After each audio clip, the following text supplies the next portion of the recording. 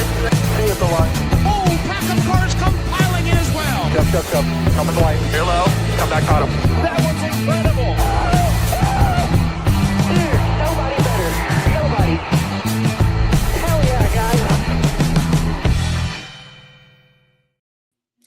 It is 8:00 p.m. Eastern Time, and it is a Wednesday, which means it is indeed time for NWP.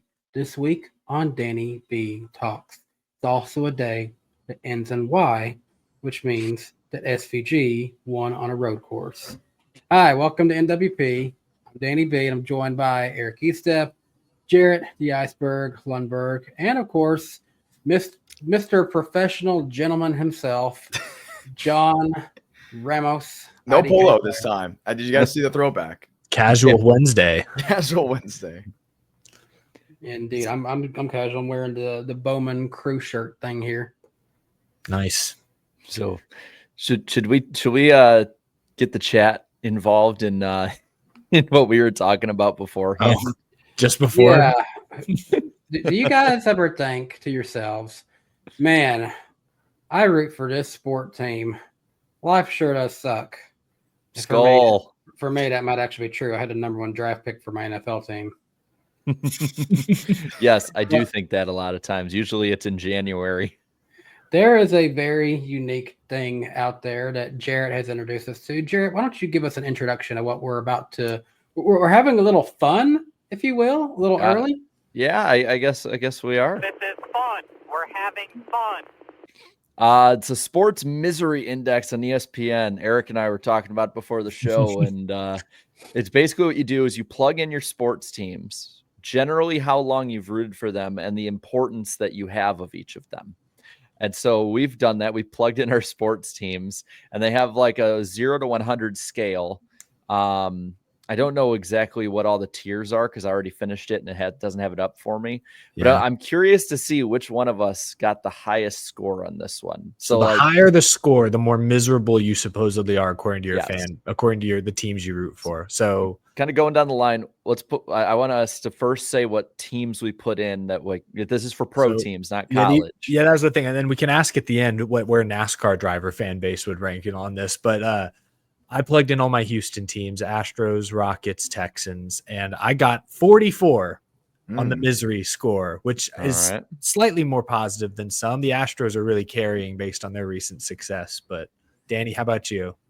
So I put in 6 teams, and I would say I'm either a very passionate fan, and that's what I did in my importance of who I put in first, all the way down to, I like that team. So for mine, it's the Tennessee Titans, the Nashville Predators, Indiana Fever, Nashville SC, Miami Heat, and the Atlanta Braves.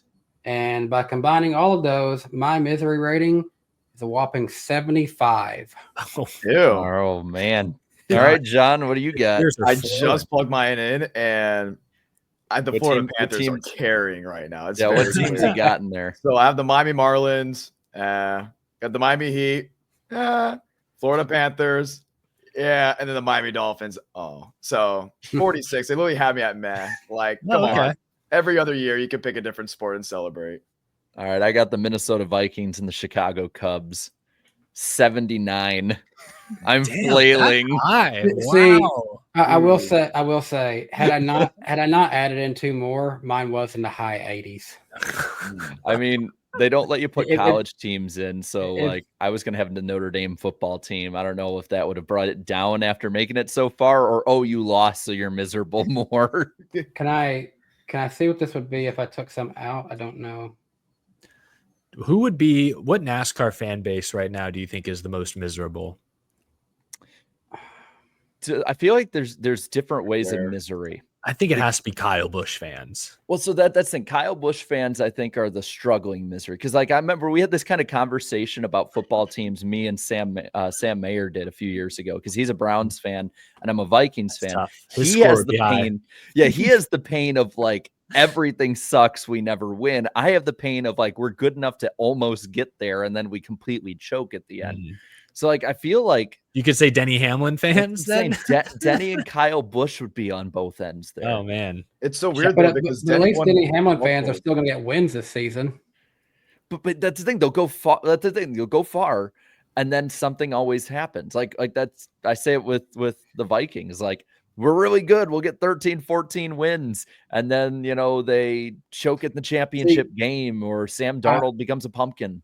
I'd argue the Kyle Busch fans are worse because they went from winning a lot, just like Hamlin, and winning 2 championships to now we don't win a race at all.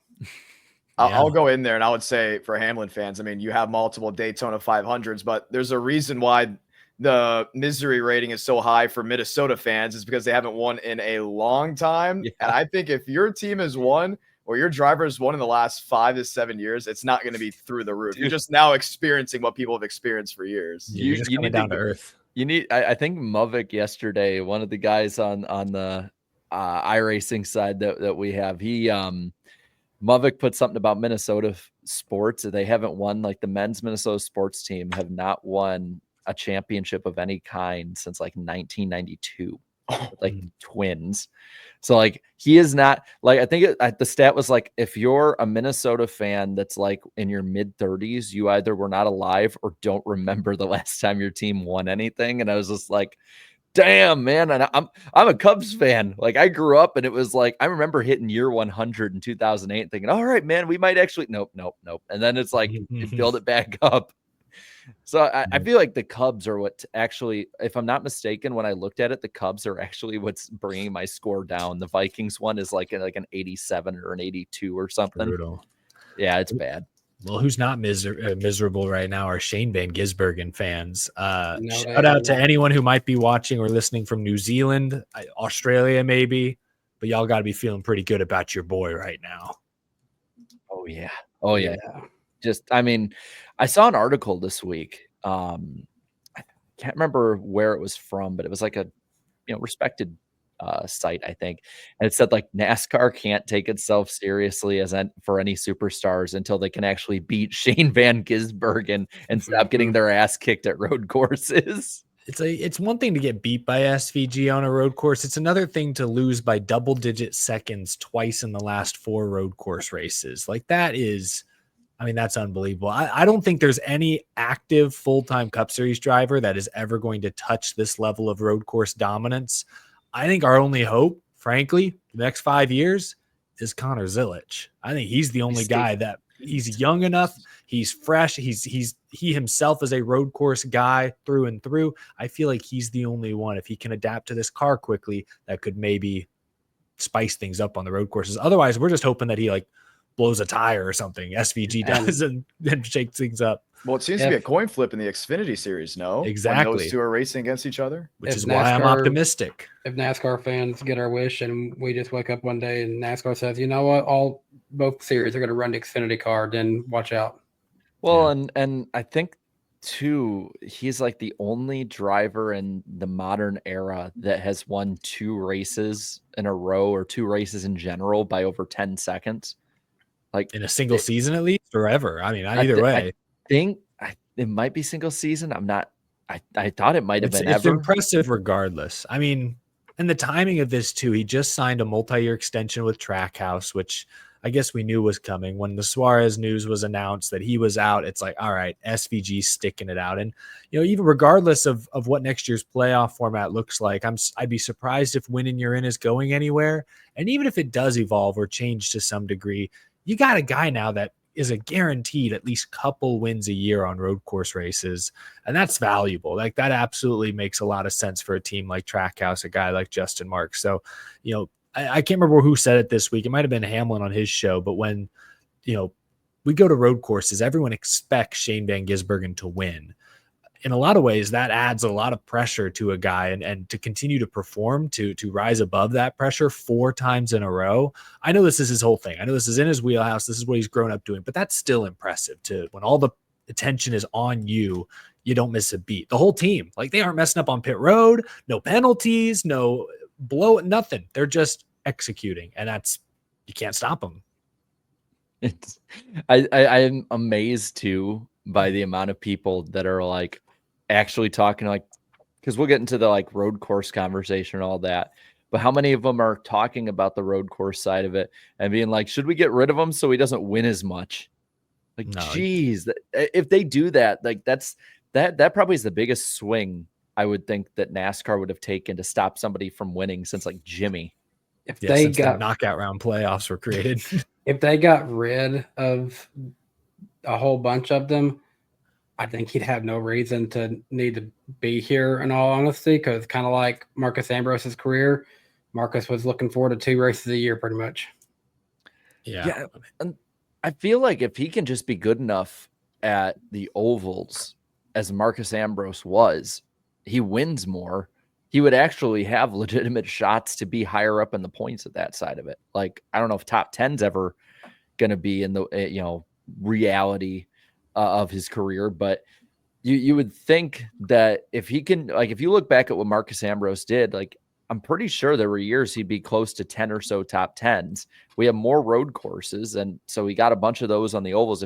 If Shane could probably get 8 to 10 top 10s at the other 30 to 31 races, he'd have I would say a decent, or at least I wouldn't even say decent, a good year put together statistically, like across the board, not just in those 5 or 6 races a year, depending on what they have. I'm pulling something up real quick because I want to see this. I'm pulling up the schedule. And the NASCAR site is broken. Great. Well, I was just looking at how many playoff points he's collected. He's the 3rd highest playoff points. Now, once the regular season ends and the top 10 regular season guys get additional points, I think he might drop a couple spots. But Shane Van Gisbergen is going to be probably one of the top 5 or 6 seeds entering the playoffs. Do you guys think he makes the round of 8? Because you got the Roval in the round of 12. He would have to survive, I believe, Darlington, New Hampshire, Bristol. I think it's Darlington, Gateway, Bristol. You're right. Gateway is the middle one. Yeah. And here's the thing. Jarrett knows I have a prediction like this. I made a prediction that somebody who was in the top 8 would be eliminated by the round of 16. By the end of the round of 16. SVG was kind of who I had in mind for that prediction. I didn't say it would be him, but he's who I had in mind. I'm looking at this now. Darlington, his average finish there is 23rd. That's actually pretty good. Gateway, compared to what I was expecting. Gateway, he has never raced at Gateway. And Bristol, his average finish with only 1 race, 38. That's rough. right. The thing about SVG, and I was talking to my buddy Ryan Stevens this week, he has improved on Saturdays. He's gone from qualifying in the high 20s to low 30s to now qualifying in the high teens to low 20s. Like, it's like a double-digit 10-position swing the past handful of oval races. And so that shows some growth. His average finish hasn't gotten a lot better. We saw at Iowa, spun out all by himself during green flag pit stops. Like, he's not performing necessarily much better, but there's something on Saturday that shows improvement. So something to keep an eye on as he goes back to like Bristol for the 2nd time and Darlington for the 2nd or 3rd time, whatever it is.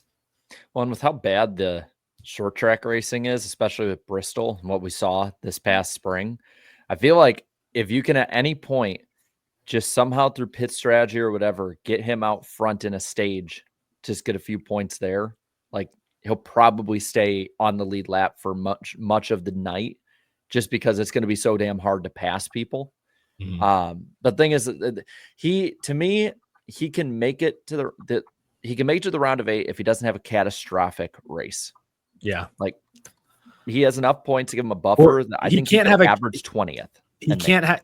What he needs to do in the round of 16 is average 20th, and then you're good. And then he could have a catastrophic race in the round of 12. You just have to win the Roval, and all's well. So that's like the one road course AJ Allmendinger is still good at. Yeah. Oh man, he might actually have competition. So what's our guesses then of the 4 of us? Like, how far does Shane go?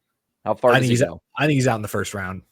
Call me a hater. No, I made that prediction with him in mind. I think he's out in the 1st round. I don't like his chances at those 3 tracks. I'd say round of 12, just because I feel like every year now I've watched Darlington. It's been pretty interesting. We'll see big names make mistakes, right? You're going to Gateway. What was it last year? Gateway, or the year before that?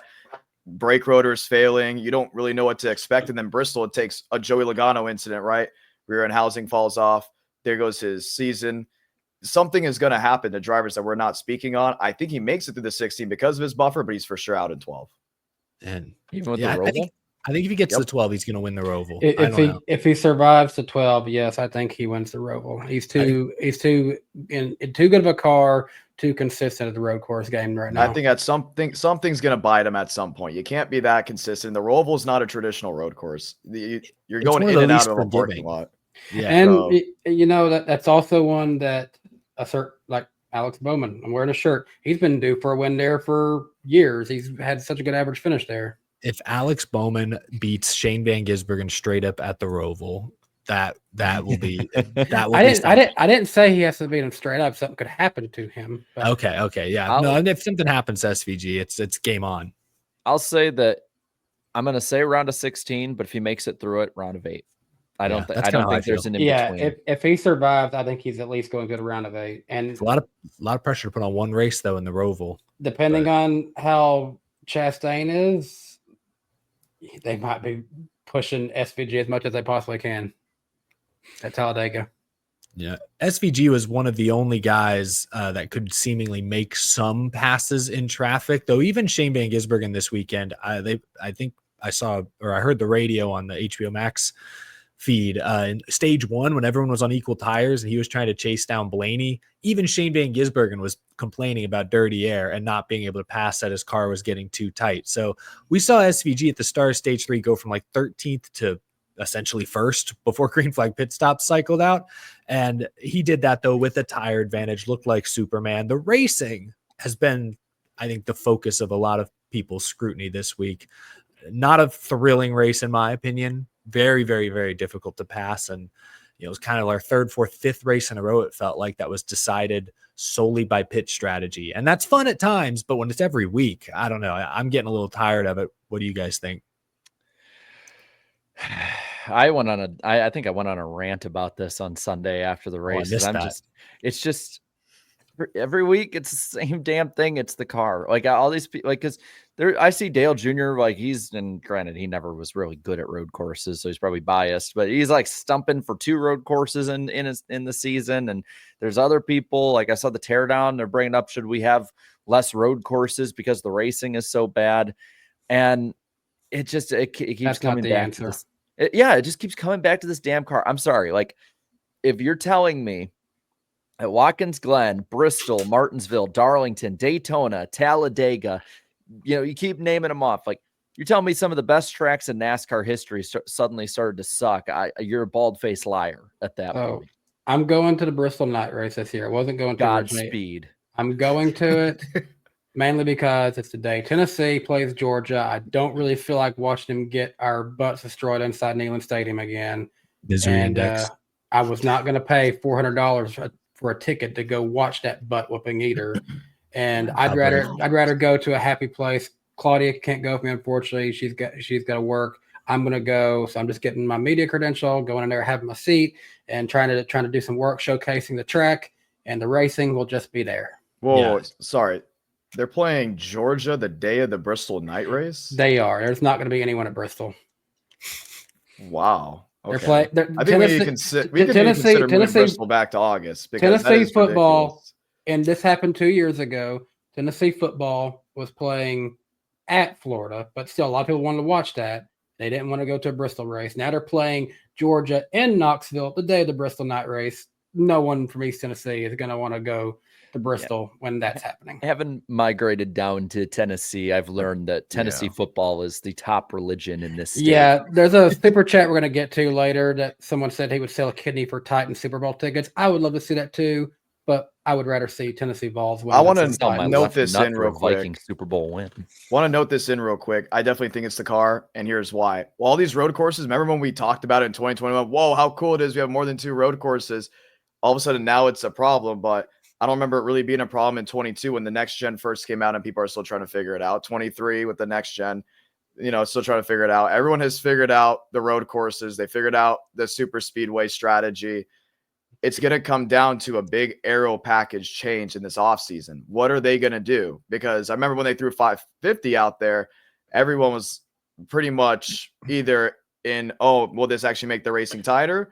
Or is this going to destroy the racing? And in the first couple 550 races, it was, at least for us watching as fans, it was interesting until the teams figured out. We realized, wow, this is probably one of the worst things they've ever done ever. So it's going to come down to what they do. And I feel like if we go out and just start taking out road course races, it makes no sense. It's going to come down to everything aero in the off season. No, so I agree. Removing road course races in mass is a bad idea. Road course racing has allowed NASCAR to go to the streets of Chicago, to go to a naval base in Colorado, COTA in Austin. It's opened up a world of possibilities, quite literally. John is exactly right. Like, I hear a lot of talk from even respected media members this week that like, hey, yeah, the car is not great, but you can't really change anything. You're stuck with this. I refuse to believe that. All you need to do is a few small changes, few aero changes, like to John's point, sounds like they might get a little more horsepower at a lot of tracks next year. You got to make changes, even if you're just making them for the sake of making changes, because it keeps the teams on their toes. These teams are so quick to adjust, to adapt. They have so much technology now that they can optimize their setups.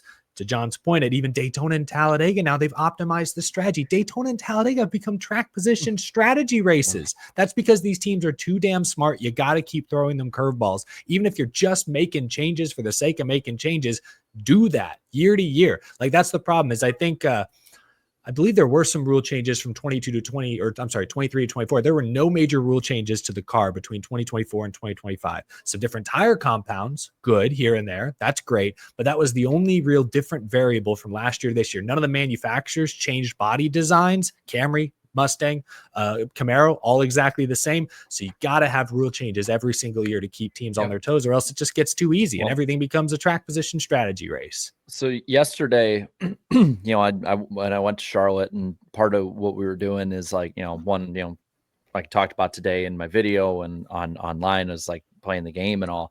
But the other side is like, we went over to the NASCAR R&D Center, and it's just insane. The margins that they have on there. Like, I think at one point they were showing part of the car. They have the margin is basically they're trying to land on is half the width of this piece of paper. Like they were explaining like of different panels and stuff like that. And they're expanding on that. So it's only going to get closer together too. And like they made a huge point. They talked about like parity, everything. Everything has to be as close as possible. Parity. I think that the conversations kind of come up this week through what Kyle Petty had talked about, through what Dale Jr. kind of responded with him of the back and forth. I think Brock Beard brought up some really great points with the team innovation side of it. Is like there's such a small box to be able to work with too, is that the teams can't make that difference to be able to pass in any single way. And when I was there too, they showed us a 2022 chassis of the next gen, and they showed like the underbody of it and everything like that. And there was actually like small underbody changes that you could see visibly from like 22 to 24 was the next one they showed. But that like nothing from the 23 stuff we saw and the 24 and the 25, like it's all the same. And they can go outside the box, because I literally got to touch the Garage 56 car there yesterday. Like it was not living, but it was physical proof that they can go outside the box in some ways and do different things. And it's like, I get, that's a special occasion, a special thing and all that. But at some point we got to get outside of this small box, because it's not working. I want to add one thing real quick, because obviously most of the blame for the car, if you want to call it blame, falls on NASCAR's shoulders, because they designed this car. They rushed it through development. Fair enough. They had COVID, they had pandemic, a lot of restrictions, a lot of difficulties. They rushed it, but still delayed it a year at the same time. That's the crazy thing. Exactly. But this is ultimately their car. They designed, they set the whole system up. So they shoulder most of the blame. But when it comes to making changes to the car, the teams have to be on board as well. And they have to be willing to spend a little bit of money themselves, put in the work themselves. Remember, a lot of the teams asked for a spec car because they wanted to downsize their fab shops. They wanted to get slimmer and NASCAR obliged. So the teams aren't entirely blameless in this. And if we want to increase horsepower, we want to change aero, move different parts and pieces, you need the manufacturers, the teams, and NASCAR all on board. So it is it is a 2 or 3-way street. I guess that's not a real thing, but that's why it's taking so long for meaningful changes to happen, is because you need 2 to 3 major parties to agree. And when it comes to spending millions of dollars, it's very hard to get 2 or 3 parties to agree on how to spend that money. So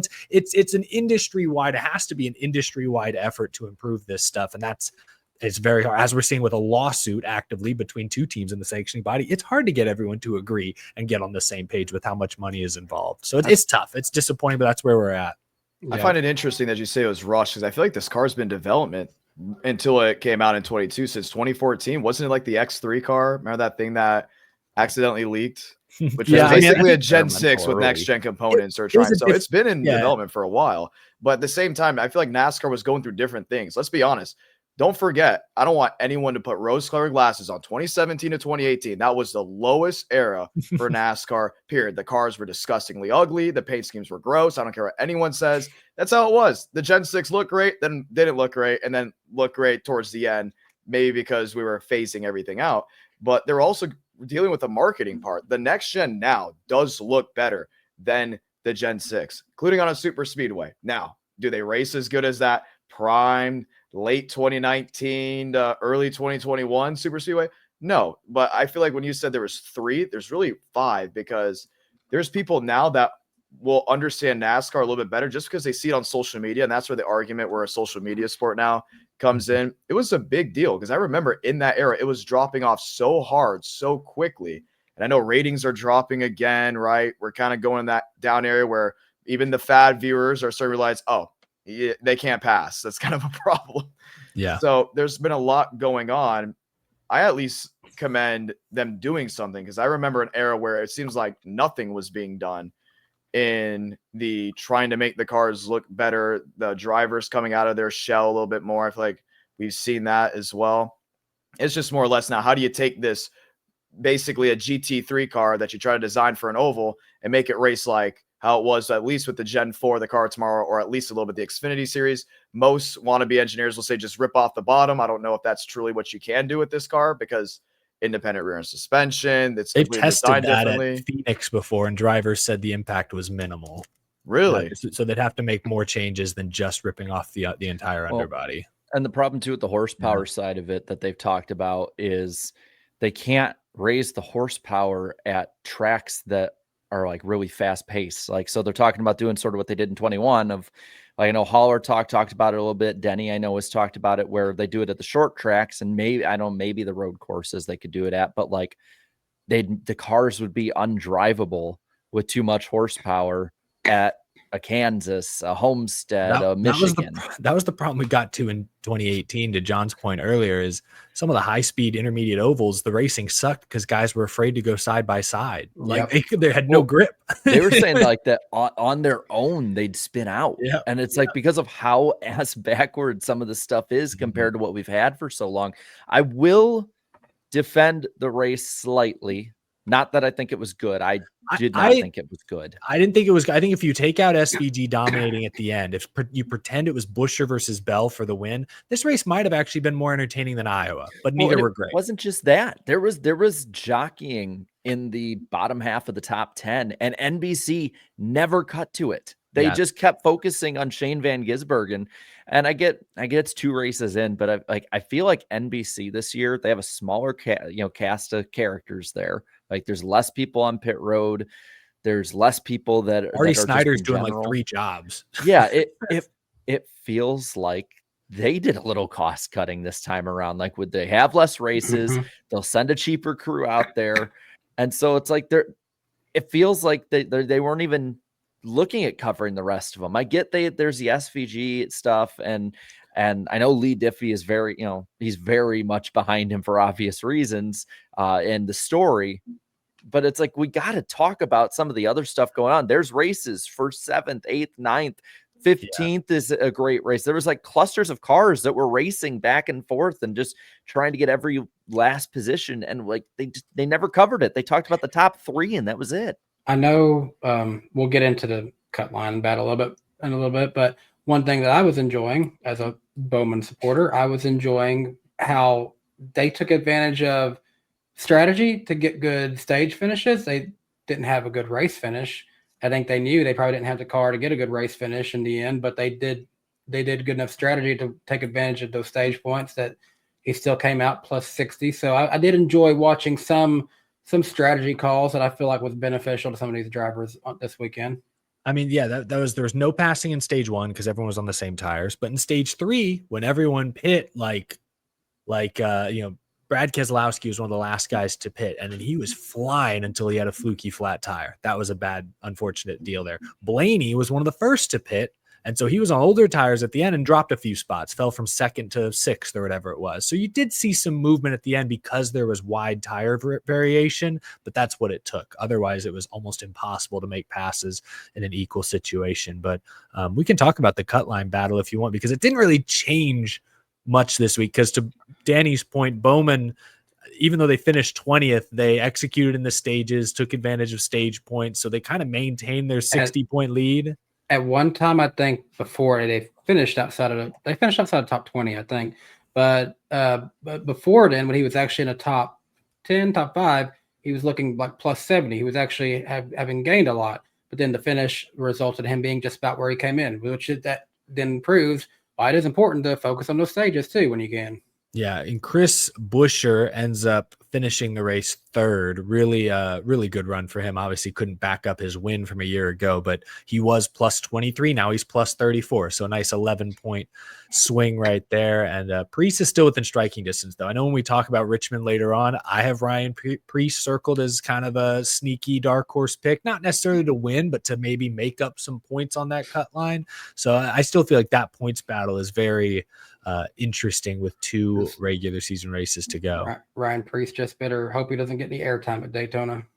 Well, TV time, not airtime. Yeah. Well, and then real quick, I mean, the Bowman Buescher side of it is honestly the interesting part too, because if there's that new winner at Daytona, that's your battle. And yep, I mean, that 26 points that can get made up in 2 races, especially with Daytona coming up 100%. really quick. So we don't have him in this. I don't think he's technically locked yet, but he's like plus 117 as Tyler Reddick. I hear it.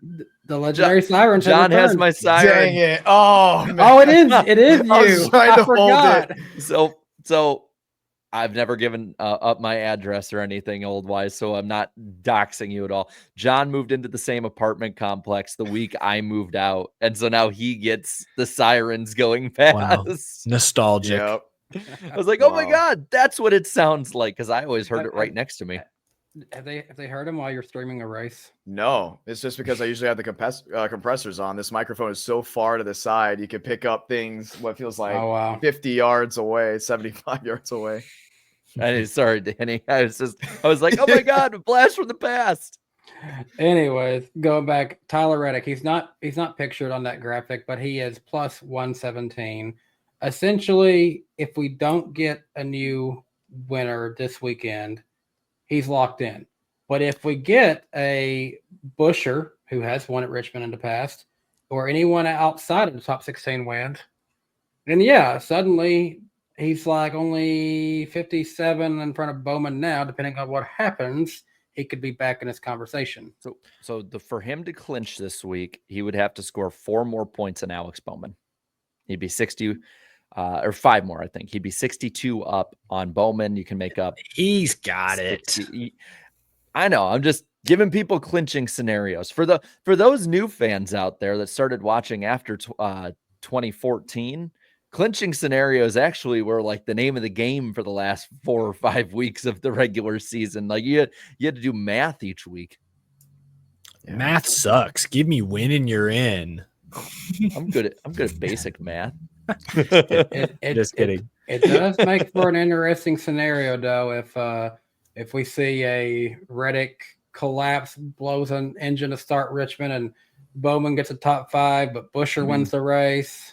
You mean like Truex when he went out like right off the bat at Darlington in the regular season finale, and he just only clinched because the others didn't get enough like points in the stages and stuff. That's right. Like that. Yep. That was tense. I remember that. Oof. I remember that happening, and because every year I watch the Southern 500 at the fantasy draft for the fantasy football league my dad and I have always been in, and I'm sitting in the back just like, no, no, that did not just happen. My dad's like, what? I'm like, Truex is out.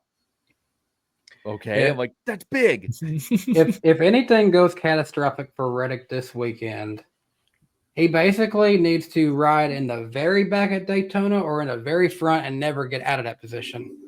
Honestly, again, 4 more. He needs to score 4 more points than Alex Bowman, I think, in the next 2 weeks to clinch. So like he should be good. I'm gonna be honest. I just have to say, I hate the fact that I now love the August Daytona race. Like, I'm sorry, there's just something about it now. I remember when they announced that, I was furious, but now I'm just like, to me, it feels like the end of the true season. No, I can't go. I'm gonna be in Jennerstown. Okay, we'll be there. Oh, really? Yeah, we'll be at Daytona for if Jennerstown gets rained out and for sure won't be broadcast, I'm catching a flight down right away. Good plan. Just hop on one that goes right there to the airport behind the speedway. Exactly. How about we fly on down to the ratings on this one? What these races get this week, Danny? The Cup race scored 1.850 million viewers. It is up 2.3% from the 2024 race, which was run in September. It is down 20% from 2023 and down 30% from 2022, which were the last two held in August. The Xfinity race scored 1.096 million viewers, which is actually up 54% from the same weekend in 2024. It peaked at 1.468 million viewers at the finish, and the truck race scored 253,000 viewers. Damn, that sounds low for truck. That is atrocious. Oof. Well, I think you're set up for failure when you have to start it in the afternoon on a Friday. That's true. And back in for a lot of people. And the trucks did Truck Series things, guys. We'll talk about that race some more later. But oh my gosh, they could not stop crashing in that one. Yep. I really thought the race was going to be over because of darkness at one point. I was a few minutes away. At the end of that, I kept going out because I was like telling Riss, like, yeah, I can do this and we'll do this or whatever, like after the race. And I come out there, she's like, is it done? I'm like, they keep effing wrecking. She's like, well, what's going on? It's another overtime. We were at a barbecue restaurant, and I think we got there when it was one of the first attempts getting close to overtime, and we were about done eating by the time the race finally was actually over. Oh, tough stuff. Rough. Well, I wonder, was the poll rough though? Was it? The poll, the famous iceberg poll. You can vote on that every week by going to youtube.com/iceberg. I guess that's what it is. I don't know what your link is. Don't click suspicious links. I think it's at the iceberg. 12,000 people voted on this, and 7% of SVG fans voted that this was a great race. 25% of people said it was a good race, giving this race a net positivity rating of 32%. Myself, along with the majority, voted average at 49%. And 19% of people said this was just a negative race and they hated it. They never want to look at this race ever again as long as they ever live. So sounds personal. Surprisingly, this is not the most negatively voted Watkins Glen race. That was 2023. 2023 had 1% less positivity and 3% more negativity. All time for road courses, this race ranks 32nd of 35 polled road courses. Sounds about right. And it wasn't very fun.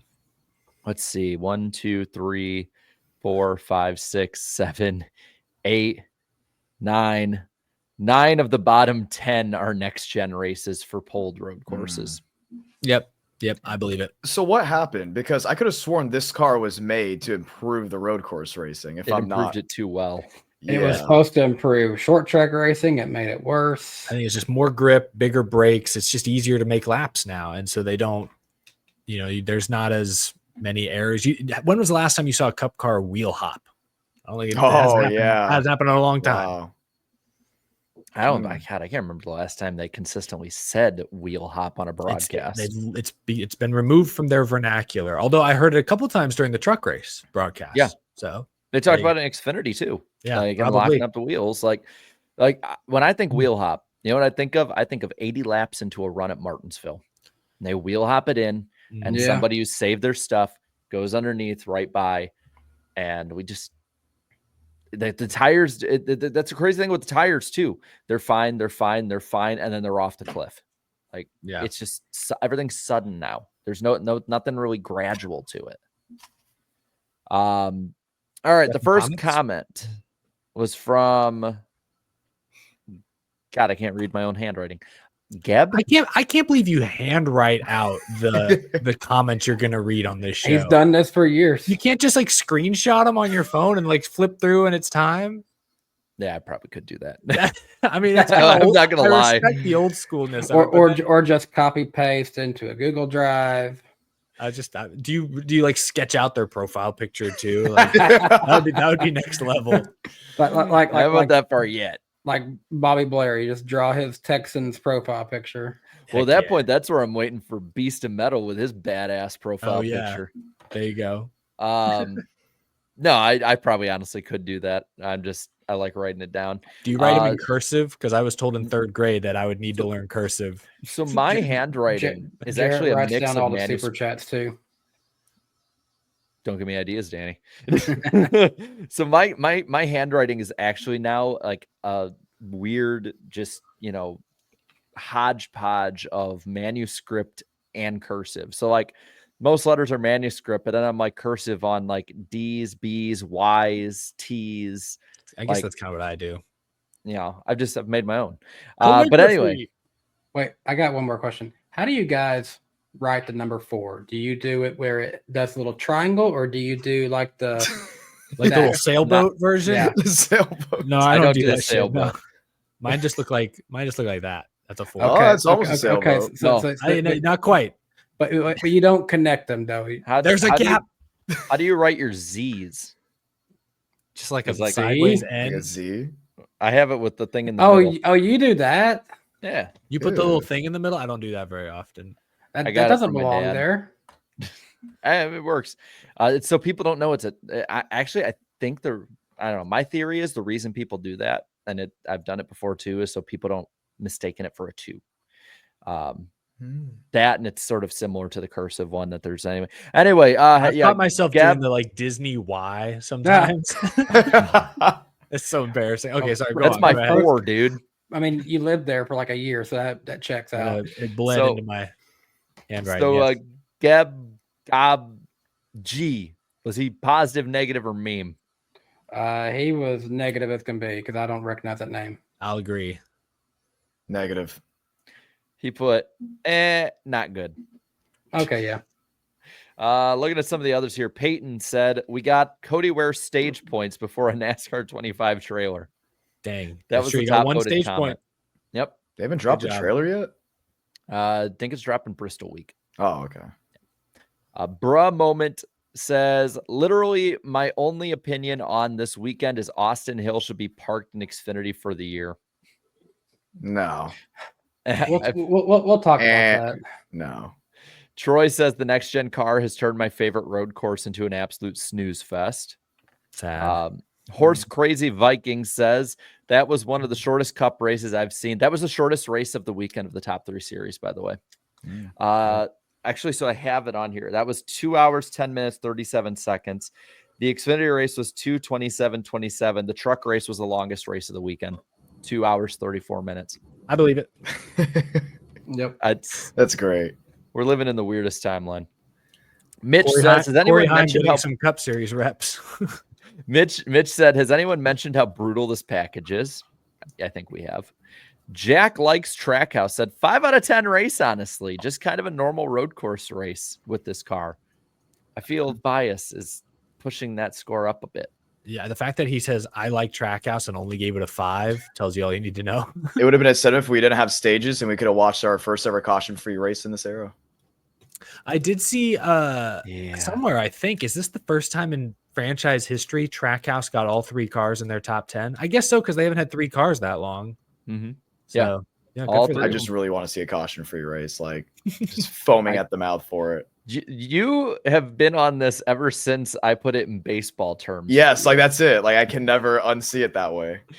So for those who don't know, and I've said this to Danny and Eric too so many times, I view a caution-free race as like the perfect game in baseball. Like everybody has to be on it.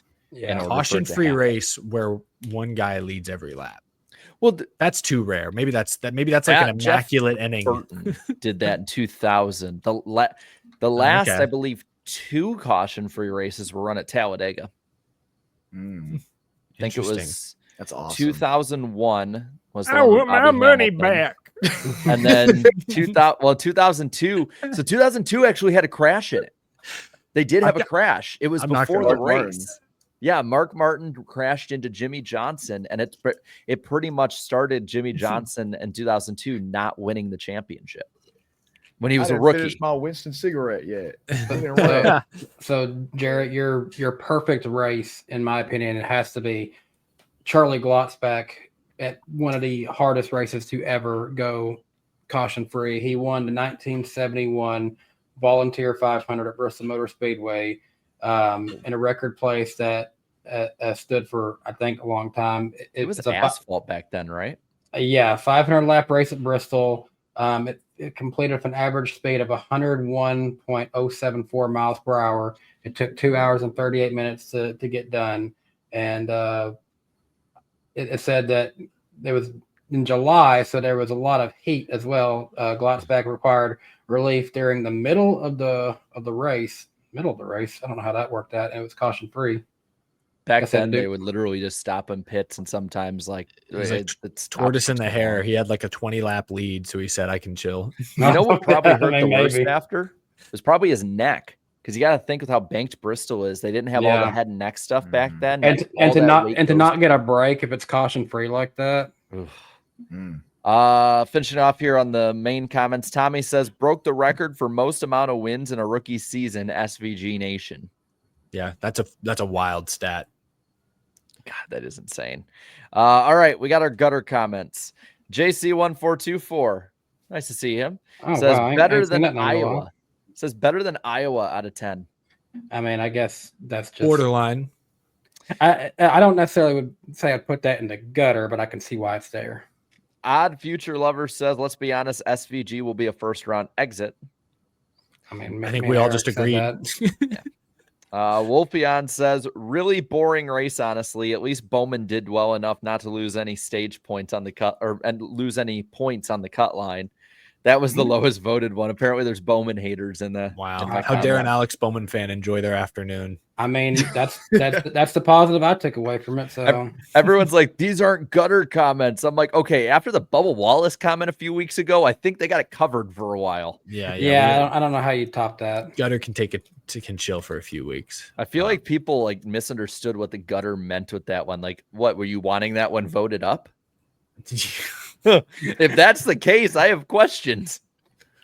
We're just making the stereotype of NASCAR fans get worse if we do that. Well, heck, then you could have hosted an ESPN NASCAR show in the 90s then at that rate. Boy. Anyway, Xfinity race. Nothing happened there, right? Oh, man. Nothing at all. Do we want to, Connor Zilisch, do we want to start with Zilisch or do we want to start with Austin Hill? Let's start with Zilisch. He won the race. We need to give him his flowers.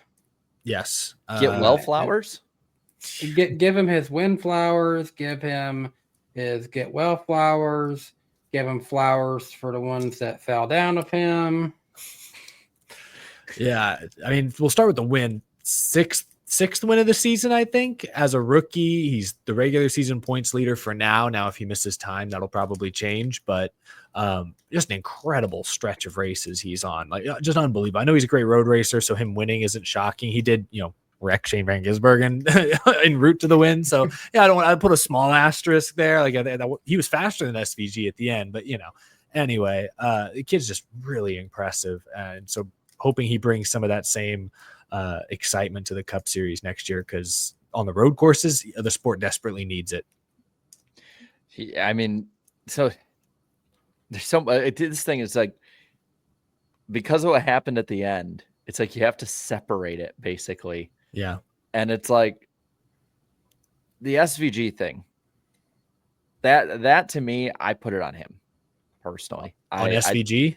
No, on Zilisch. Okay. No, I think yeah, SVG didn't leave a huge amount of room, but there was a lane there, and maybe it's because my tunes changed on the track limit side of it, but it's like if you fly out way outside of the racetrack and racing line, are they really obliged racing for the lead that they have to let you back in, or do you hit the brakes and then fight for another corner? It would be different if SVG forced him out that far. He kind of went out that far. Yeah. And then he just, if you simply choose to go out that far, you should be able to control yourself coming back in. Yeah, that's kind of where I agree. Go ahead, I'm John. going to be honest. I mean, I think we have this conversation for every young gun coming in. I think we're more or less putting Connor Zilisch under a microscope because he has been so successful, right? Rolex 24, winning multiple races. He's going to do well in Cup at some point. And the mistakes part, it did cost Van Gisbergen a win. Yes, it was a big scenario, but he was still an 18-year-old still trying to learn, and he's going to be making these mistakes. It was obviously his fault. I did see some rumblings on Twitter about it, but quickly were muffled because of what happened right after. Yeah, I think Connor Zilisch is extremely talented, but you're right. He does make still a good number of mistakes. Yeah, I think back to, I think it was his first NASCAR race, the truck race at Coda. Turn 1, lap 1, blows it. And then, damaged his truck trying to get back to the front, didn't win that race, which he should have won because he was obviously the fastest guy in that field. Coda this year in the Xfinity car, he ultimately won the race, but he pissed some people off to get back up there. Mm-hmm. So when he's battled from behind, we've seen him make over-aggressive mistakes. I think he handles them well. He doesn't take the Carson Hocevar, thumb his nose up, hey, get in line, I'm going to be me kind of route. So I think he's more endearing to the fan base because he does kind of like Larson, I think, usually owns up when he makes a mistake to some degree. I think that's part of why Larson is popular. But what I liked about this race was that before the incident that wrecked SVG, for 10 laps, Zilisch was very patient, knew he had the faster car, raced Van Gisbergen cleanly, fairly, worked him over. I really respected how he raced SVG for a while there, and then he just kind of threw it away by being a little aggressive. And SVG crowded him on exit a little, but not there was a lane. If Zilisch lifts it all, because he was way off, if he takes any accountability for being so far out wide, there was a lane there for him to rejoin the track more safely than he did. And he didn't take it. He was being very aggressive in that moment. I'll say one thing I did like is that he had a fire under his ass in this race. You did hear him get mad on the radio a few times. You did see him kind of bump people. They didn't like how he was raced. And I like it. Cause for a lot of this year, cause you can be respectful, and for the most part, and be pretty gracious in defeat and all of those other things and really good and all that. But I like that they're it's showing there's limits to, even if he might not be in the right in different points, or maybe he is in the right, you decide. There are limits to I don't like being raced that way. I'm going to stand up for myself, because we've seen talented drivers come up through the ranks and they just get walked all over until they stand up for themselves. Joey Logano, I think, is, in 2010 was about one of the best stories where he got walked on for a year and a half by everybody. And then finally he just had enough, and he hasn't stopped having enough since then. Yeah, he might have went too far with it, but we'll learn moderation here from Joey. Yeah. I find it interesting because wasn't that an era where nobody was coming in that was new? Yeah, I think there's a few years. There's no notable rookies. I mean, you have to remember, Kevin Conway was your 2010 Rookie of the Year. Speaking of him, I after one of the races, a Shark Tank came on, and Kevin Conway was one of the people doing the business pitch for it. I was recently, yeah, it was after one of the races, it was because I leave the race on in the other room. The post race show ends, I do mine, so it was maybe an hour after the race. I get out of my office and I'm I recognize that guy. It's a little gray now, has a few wrinkles, but what was he pitching? Extends. It wasn't the boner car, but that was quick. It worked. Apparently, it did well because it worked a lot better than extends did. Now. I will laugh if it's an extends Wait, version. can you guys hear me? Am like I 2.0. delayed? Yeah, I got you. Yeah, we can hear you. Can you hear us? There's a huge delay with me right now. Danny's man. looking in the corner. It feels like he's looking into the past. Oh, he's gone. Danny be ghost. Spooky. Well, that's crazy. Okay, Kevin Conway, what was he pitching? Someone says he was catching in the chat. No, that's not what I meant. Well, until Danny gets back, do we want to? I mean, let's talk about the fall. So obviously, Zilisch falls getting out of the car in victory lane. I don't. The moment I saw it, I was like it was very scary for the first few minutes. Oh, Danny's back. Speaking of scary. Yeah, you guys were literally moving your lips, no sound, and all of a sudden I would hear you way after. It was like worse than watching an old Godzilla movie.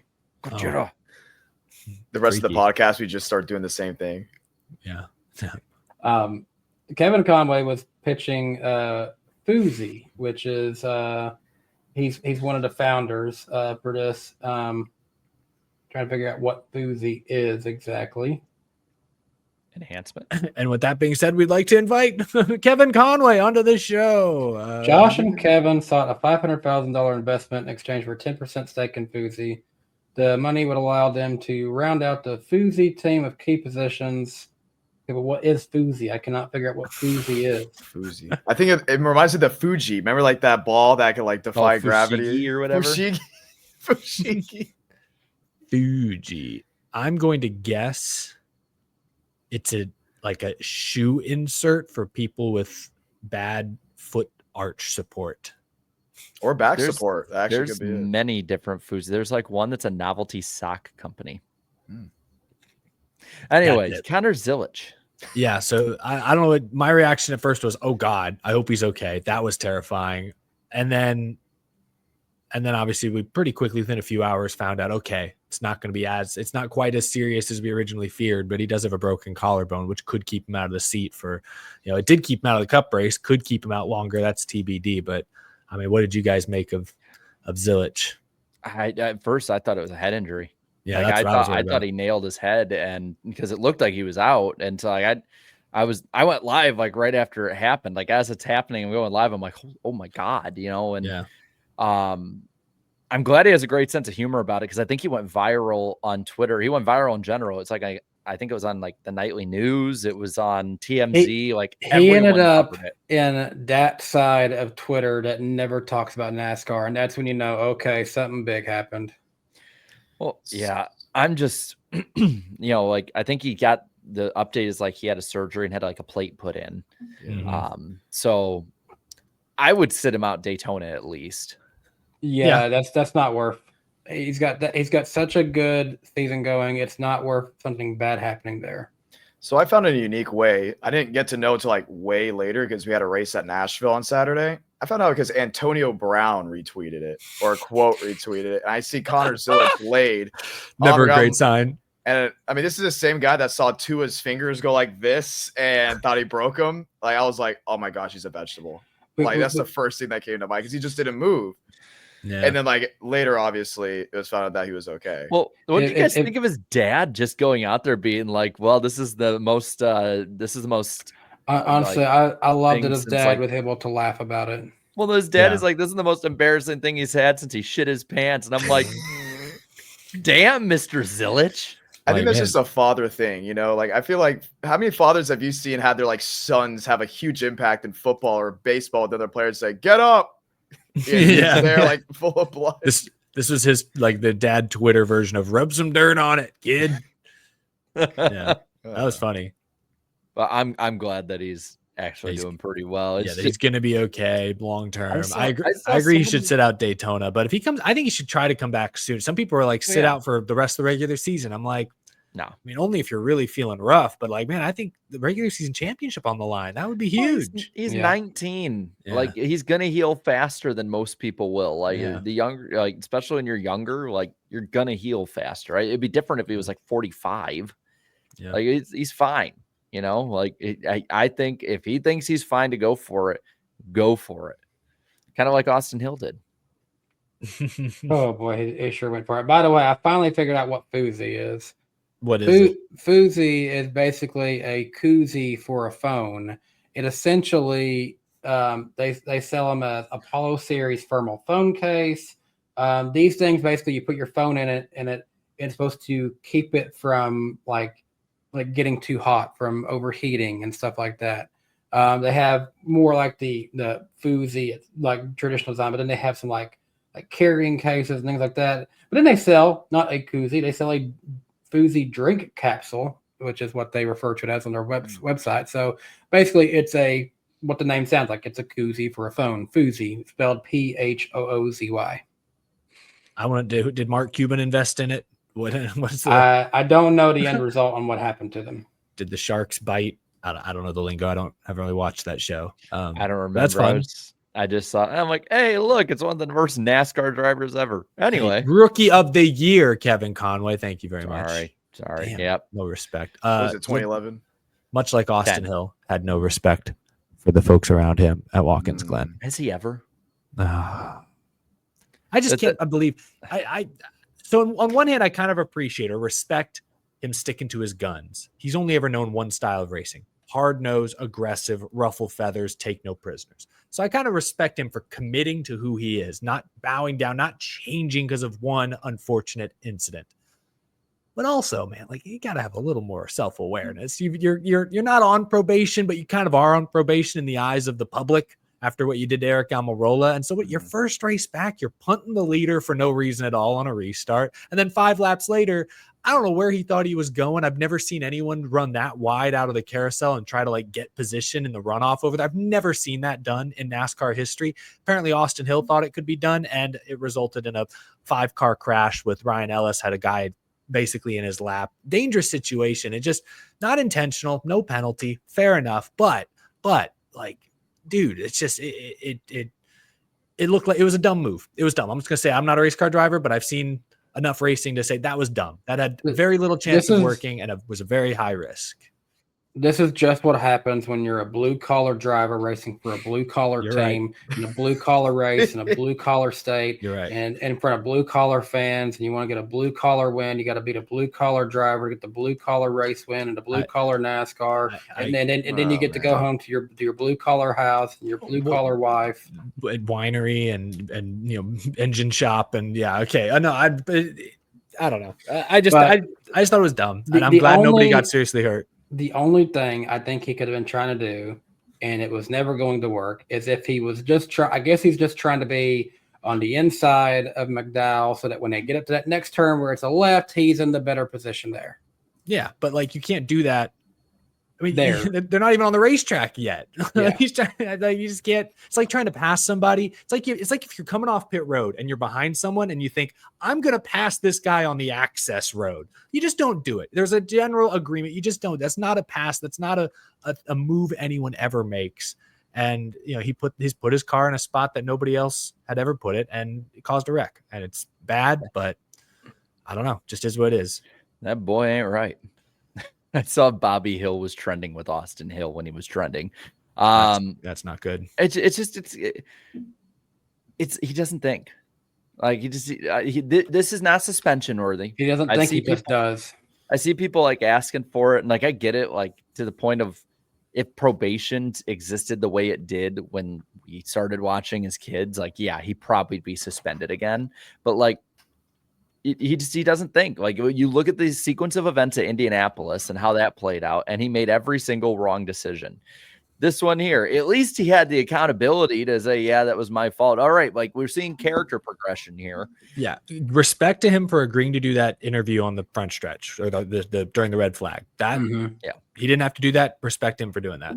But still, I mean, he still has the mentality of, but it's better to ask for forgiveness than permission. It's better just to, well, I'll say I'm sorry and eventually it'll even out. And it's like, no, like, I if the next gen cars could get next to each other easily, I would not want him up in the Cup Series anytime soon. He has proved this season why he is not, as a driver, I think, mature enough to be in the Cup Series, because the Cup guys would run all over him. And you got to remember, and I'm going to bring this up every time he does something stupid, this is the guy who stood up in front of everyone after Martinsville, hand on his heart, hand on the Bible, and said, listen We don't to know me. about that part. I am a leader of men. Will you follow my example? He's paraphrasing, but yeah, that is essentially what Austin Hill did earlier this year. Great. In case y'all didn't know, in 2 weeks from now, Austin Hill will be racing the number 33 United Rentals car at Daytona. I don't know what the entry list is going to look like for that one, or if he'll be able to qualify in, or whatever the deal is going to be. But they are going to be sending him in there. I've seen pictures of the car this week. Hey, if it's over 40, maybe NASCAR, since they have the discretion to say who gets in the field, will say no to the blue collar team. Yeah, they'll kick them out before they even show up. Well, no. They'll kick out one of the 2311 cars and let the blue collar team in. So I think it's funny. Let's go back to Martinsville. Didn't Dale Jr. say something on Twitter like Austin Hill is the one that's yeah, he said he audibly laughed when he saw that or read that. So my message I was trying to say is just that we're going to be going to the last race of the regular season with a lot on the line with him in the field. Oh, have fun. Oh man, Coke Zero in August, it's so different. I love it. I'm sorry. I love July Daytona, but this is the second one I'm missing in a row. I'm gonna have crazy FOMO. Here's what I'm curious with Austin Hill, because I could totally see him doing this with a cup race win on the line. What would Richard Childress do? Who would he defend if Austin Hill left Austin Dillon or Kyle Busch out to dry and went for the win himself? I could see him doing it. I could see him doing it. Hey, I'm just a blue collar driver. I'm never going to get another chance like this. Oh man. I'm just saying, man. I mean, pushes another Ford. Dude, I could see Team Bobby Hill doing that, man. That would actually be a dumber move than what he did at Watkins Glen, because we all know you can't pull out and pass at Daytona. Like, no, I'm saying he would leave him. He would leave his teammate out to dry. I'm joking that you should out. I'm just joking that you should know that you can't do that at Daytona without losing all your. He pushes Ty Gibbs to the win. The crazy thing I can see happening is that we do see a situation. Okay, there's Austin Dillon, there's Austin Hill behind him, and they're trying to block coming to the line, and Austin Hill goes too fast, and then Dillon comes in, and they mistime it. Dillon then gets spun, and we have 2015's crash again for Austin Dillon. I know our buddy Ellie Productions was in the chat earlier. If you're still there watching, if Austin Hill does something stupid at Daytona and you make a video about it, please start off with one of the clips of one of us saying this, the way you did with Danny predicting Joey Logano's championship when he did that playoff video, because it's too perfect. Like date and everything. Put the date. August 13th, we predicted Austin Hill would do something stupid at Daytona. Yeah, he'll be the one. He'll be the one in some way involved, whether in causing the crash or being in the crash, in the testing of that A-post flap. I got to see it this week. I'm either going to see something real crazy in 2 weeks when I'm there, or I'm going to see a big old nothing burger. No, I mean Coke Zero. I'm telling you, Coke Zero August, something always happens now. It's weird because it's like so cool at night. Like you guys underestimate Daytona summer. It actually gets pretty cool. Like in those cars, they just race better. Something about them racing better under the lights. John, I remember our 4 a.m. fishing trip in the canal trying to catch a shark. It got chilly. Yeah, I'm telling you. It's Three Musketeers and all, man. Three of us. Yeah. Speaking of three, I think there's three we can look at on the cut line for Xfinity. Oh, Jeb. That was so disappointing. This is my first time seeing this. I don't know what to think. Jeb. Yeah, his father's shirt on. Look at this. A few weeks ago, Jeb was in the top 12. He has slipped to 14th. Harrison is plus 30. Ryan Sieg, though, wedged right in between him. 3 races to go, so this could still shuffle quite a bit. See, I hate it for Sieg because for the last few seasons, he's been that guy that's like, wow, he's so consistent. He finds a way to get himself in playoffs, and now it's like, but it's also now the same impressiveness. Man, Harrison Burton got that team in the playoffs. Yeah, that's quite the story if they follow through.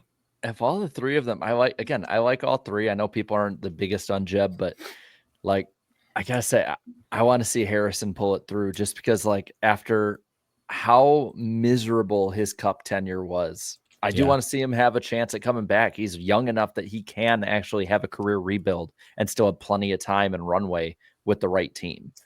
And guys, I hate to bring her up because she's out of the sport. I don't see her coming back. But I mean, this Harrison Burton, has he really proved to a lot of Haley Deegan defenders who were saying it was the car, they really proved them wrong this season? I don't know if it's the same. I don't know if it's the same crew chief. How many of the guys and the people at the shop are the same? Yeah, but that's the it's only certainly part I'm saying maybe with. It's not helping their argument. Yeah, I mean that's fair. Well, being like a second and a half off in Indy next is probably not helping either. But I wish you'd just go back to trucks. Honestly, it's really cool that at least in my era growing up in NASCAR, we had like exclusive Busch Series drivers, Truck Series drivers. I feel like Crafton's gonna be going soon. It'd be pretty cool to see her go back. I would agree. Truck race. Speaking of which, it's Heim time again. Yeah. I started this weekend off feeling great. I got my truck pick right, Heim. I got my Xfinity pick right, Zilisch. Why did Chase Elliott lay an egg at Watkins Glen for the first time in his career? How could he do that? That was the first race this year. He didn't finish in the top 20. And it's the 1 week I pick him. What the hell's going on? What is you're going through what I go through? Like Chase Elliott will be awesome all year. I'll pick him for a race, and that's when he finishes 20th. Yeah. Corey Heim, his sixth win of the year. He's led over 1,000 laps. I actually talked to him yesterday for my show later this week, and he was detailing all the craziness on the final restarts. He was saving fuel. He was stumbling up the hill in the S's. Hemrick was on his ass, but he gave Hemrick his flowers for not bumping him out of the way, racing him dirty. But it turned out to be a thrilling finish. So there's two things that I just think of with this race. One is the Hemrick side of it. Like I applaud him for being a clean driver. And so like I don't think in any way that's necessarily the wrong thing to do. I was surprised he didn't just nudge him, just a bump and run, just trying to like run to the line or something like that. Not wreck him, because I don't think he's that type of driver, obviously. No. But I'm surprised he didn't. It really did surprise me in this age. There's still a driver that's willing to take care of the competitor. The only time I think I've ever seen Daniel Hemrick bump someone out of the way was to win a championship in 2021. So, I mean, he picks and chooses his. I don't know. That's the one I can think of off the top. Did he? Yeah. Was it still? No, he won a race this year. He's won twice. Before this year. Before this year. Yes, that was the only one he ever won. Yeah. God, that's crazy. Yeah, it's crazy. But I think it's good to have some mutual respect between two guys who will probably be battling at least in the round of 8, maybe even the championship 4. Like I think you want to win that race. Could have bumped him a little for sure, but at least talking to Corey Heim, he was very complimentary of Hemrick, and so I feel like that's good to at least be on his good side. You can pay that later if you need to. Considering Daniel Hemrick sticks around next year and maybe Heim doesn't, he finally gets promoted. I mean, I think Lane Riggs getting promoted anytime fast. He's probably your real favorite to elevate himself, but I think Hemrick will elevate himself a lot next season as well. I want to bring up one point about this race because it was a complete cluster at the end of it, but this race was actually really it was decent until about 13 to go. I agree. Yeah. And then it went to hell. Yeah. A lot of wrecks, a lot of incidents, guys running out of fuel or pushing it. Yeah. It dragged at the end, no doubt. But I'm looking at it, it's like once Tony Bridinger's car or truck caught fire, we have that 9 to go, crash with Tanner Gray in the wall. Next restart, Ben Rhodes crashes. Then another hard crash. They just couldn't get through the bus stop. That's what it came down to. I would not be surprised if this race is not on the schedule next year for trucks and they move to a different track. I wouldn't be surprised because there's Sonoma pretty much said that they have a truck race next year. The San Diego one is next year. Like they got to come from somewhere. Yeah, I don't know why take Sonoma off the truck schedule and keep it at the Glen. In my opinion, I don't know why you're sending the trucks all the way out to Sonoma. Here's my theory, and I put a video out about my schedule prediction. Is if they put San Diego and then start TNT the next week at Sonoma, they'd stay on the West Coast. Back to back. All right, I guess, but even then, I somewhat question even putting him in San Diego. I don't know. I don't get it either, but I'm just saying, like, it makes sense from what we know at this point. That's the only way to do it. You got to do them back to back, I guess. Anyway, plus with the rumor of Wilkesboro being a points race in the middle of the summer around that time too. They can probably just come back and do the Wilkesboro race whenever. Maybe. Or wait, no, True. because if they do go out there for 2 weeks, it sounds like Chicagoland would be a triple header. So they just have to go up to Joliet right after. How many trucks can you fit in these transporters? I don't know how this is going to work, but I don't good know. luck, I guess. There are people who get paid way more than me and have way more expertise than me that would make those decisions. But these truck series, this graphic you put up there, is that assuming Friesen is not eligible? Fox said that he wasn't. Like, Yeah, but Jamie then- Little and Mike. Yeah, They were pretty much under the assumption he's done for the season. But I also think, see Michael Walter blabbing about Cletus McFarland a few months ago. He doesn't know what the fuck he's talking about half the time. So Hey, he told Cole Pern that it's you hear what he said about Atlanta. yeah. So I don't know that we Let's can not talk about trust what he the- does at home. I'm not going to take anything the Fox wanna watch truck him beat his booth meat? says at face value. So I because then I saw, I think it was Bob, other Fox reporter, noting that I don't think Friesen has to withdraw from the playoffs. No, He doesn't. might, but the way that works in trucks, I think driver points does pay something at the end of the year, unlike Cup where it's really all owners points. So he might, we might look at it and be like, oh, that's kind of bad sportsmanship to take up a spot you're not using. But when there's money attached, if there's money attached, as I understand it, I don't know if Friesen's going to withdraw. Why would you? Hey, that's 10th place the money points. and That's run. 10th place money. Yeah. The thing is, I feel like the precedent was set with Kurt Busch a couple years ago. I know it's different series, but I think that set the precedent of what happens in this situation. But he willingly made the choice. Now I don't know. He probably talked to NASCAR, but that was Kurt Busch saying, I think decision." NASCAR was going to do that if he wasn't going to race. I think that's, And so maybe they'll work out some deal with Stuart Friesen here. But I just know if there's money involved, Friesen should at least get 10th place money. in both situations. I feel like what should have actually happened with Kurt Busch and what should happen here, if in 2013, whatever year it was, that Jeff Gordon was added back into the playoffs or whatever, I think this is a situation where I wish they would keep them in there, just essentially 17th. They're not going to gain. They're not going to drop. At least give them still let them keep the title of they made the playoff. That's the only thing I would do. My only thing is just that there's money. And I would hate to see Stuart Friesen, who qualified for the playoffs per NASCAR's winning you're in rules, lose out on any money, which I don't know how their structure exactly works. Maybe I'm wrong. Maybe there is no money attached, in which case I agree with you, Danny, but I just don't know. I don't know how they'll do it. I think the other part we're probably not looking at here is if this is the case, like they talked about. I mean, if TV wants it and they're gonna do it. Like that's the thing. Is if Fox wants a nice, good, clean battle to look at, they're gonna roll with it. Maybe, yeah. Do you see? I saw it floating around on a lot of the rumor accounts again. Do you see? There's the rumor, and a few people in the industry talked about it a little bit, that Fox might be floating around the truck series and just trying to offload it at some point. Like maybe the CW could pick it up, or Prime, or somebody like that. Please, I'd take it. Yeah, either of them, please. Good God! Oh my goodness gracious! I think Prime trucks on Prime would be amazing. Look what the That would be CW so no one would cool. watch though. That's the problem. No, but I think they might. I think Prime has a built-in audience, and if they promote it the way the CW promoted Xfinity this year, I mean, they won't get Xfinity numbers, but they'll get something. Jared, how many people did I say watch a truck race? 250,000 or less. 253,000. Yeah, I'm sorry. But at some point, when is a conversation had inside the Fox executives' offices that we are draining viewers because of who we have put in the lead commentary position?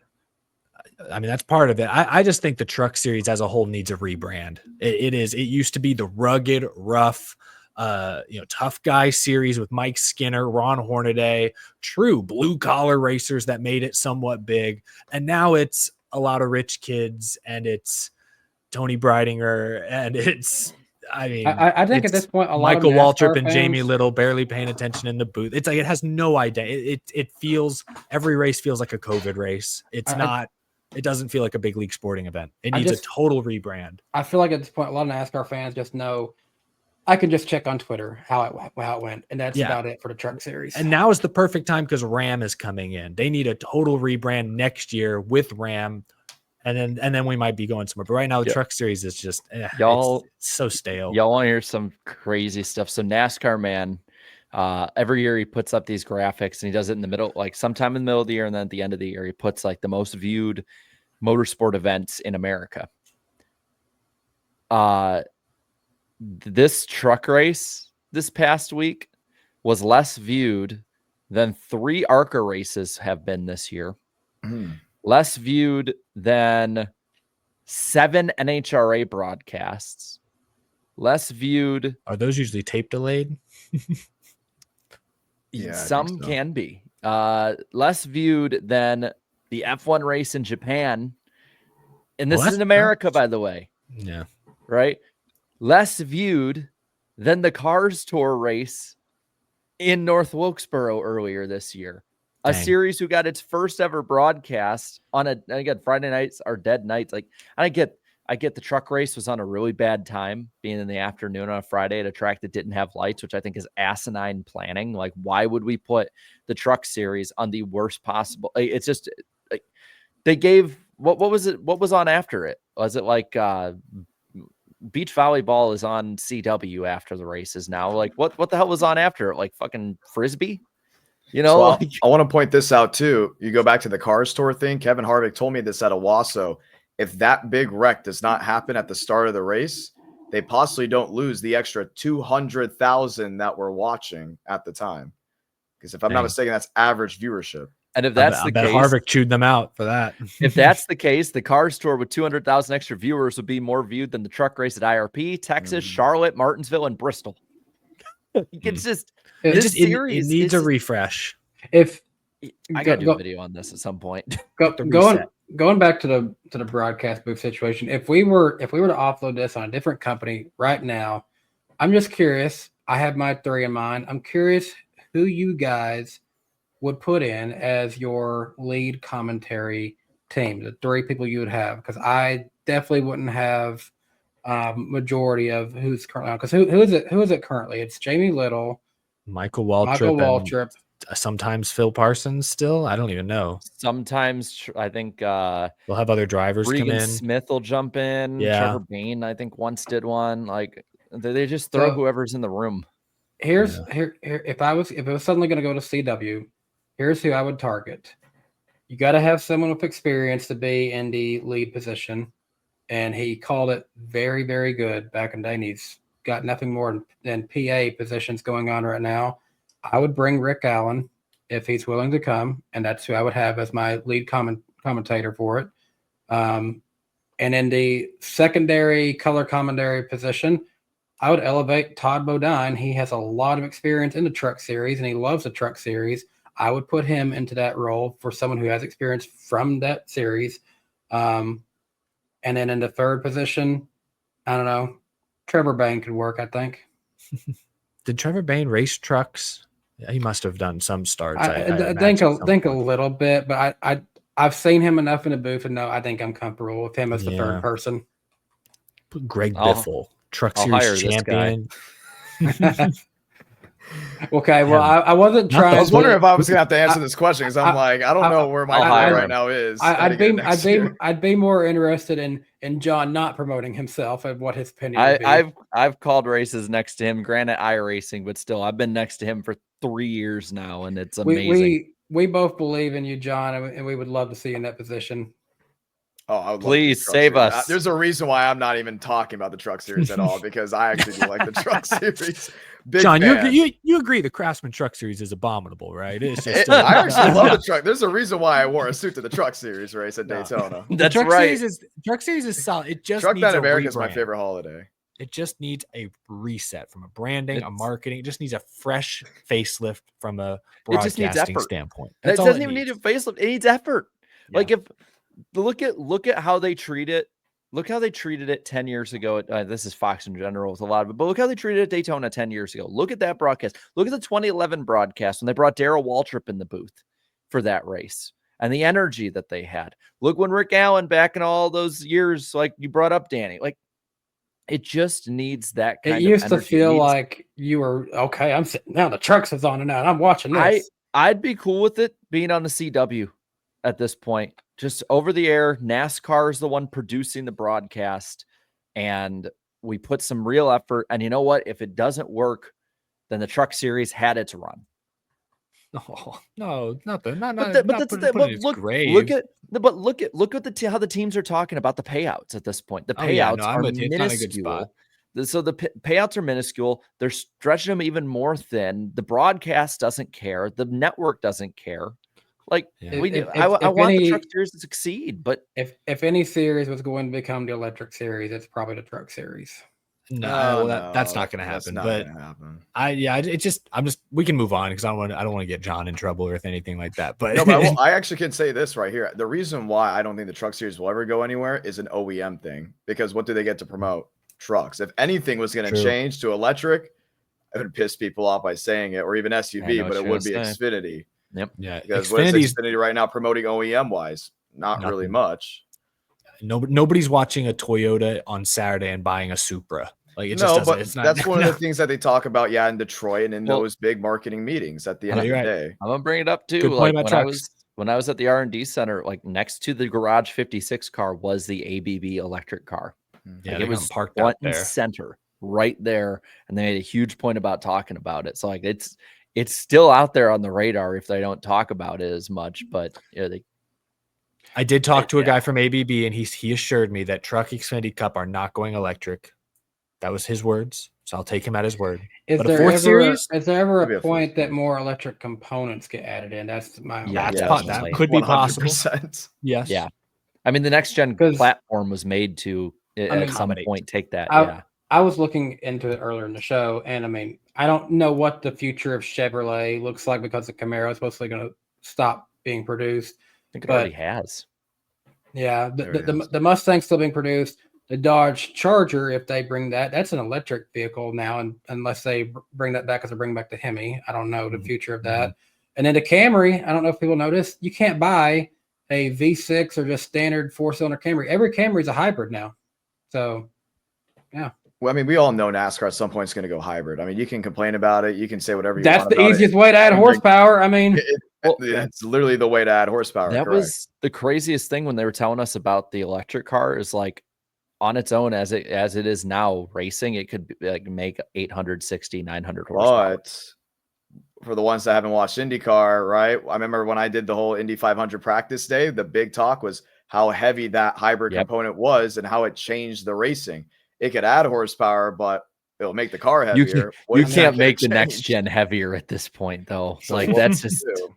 people oh people may not like to hear this, but there's one of Tesla's fastest cars they have is the Model S Plaid, and it has 1,020 horsepower because of what it has. It has 0 to 60 time of 1.99 seconds, has a top speed with proper wheels and tires of 200 miles per hour, and that's the easily could maybe beat most of your next gen cars.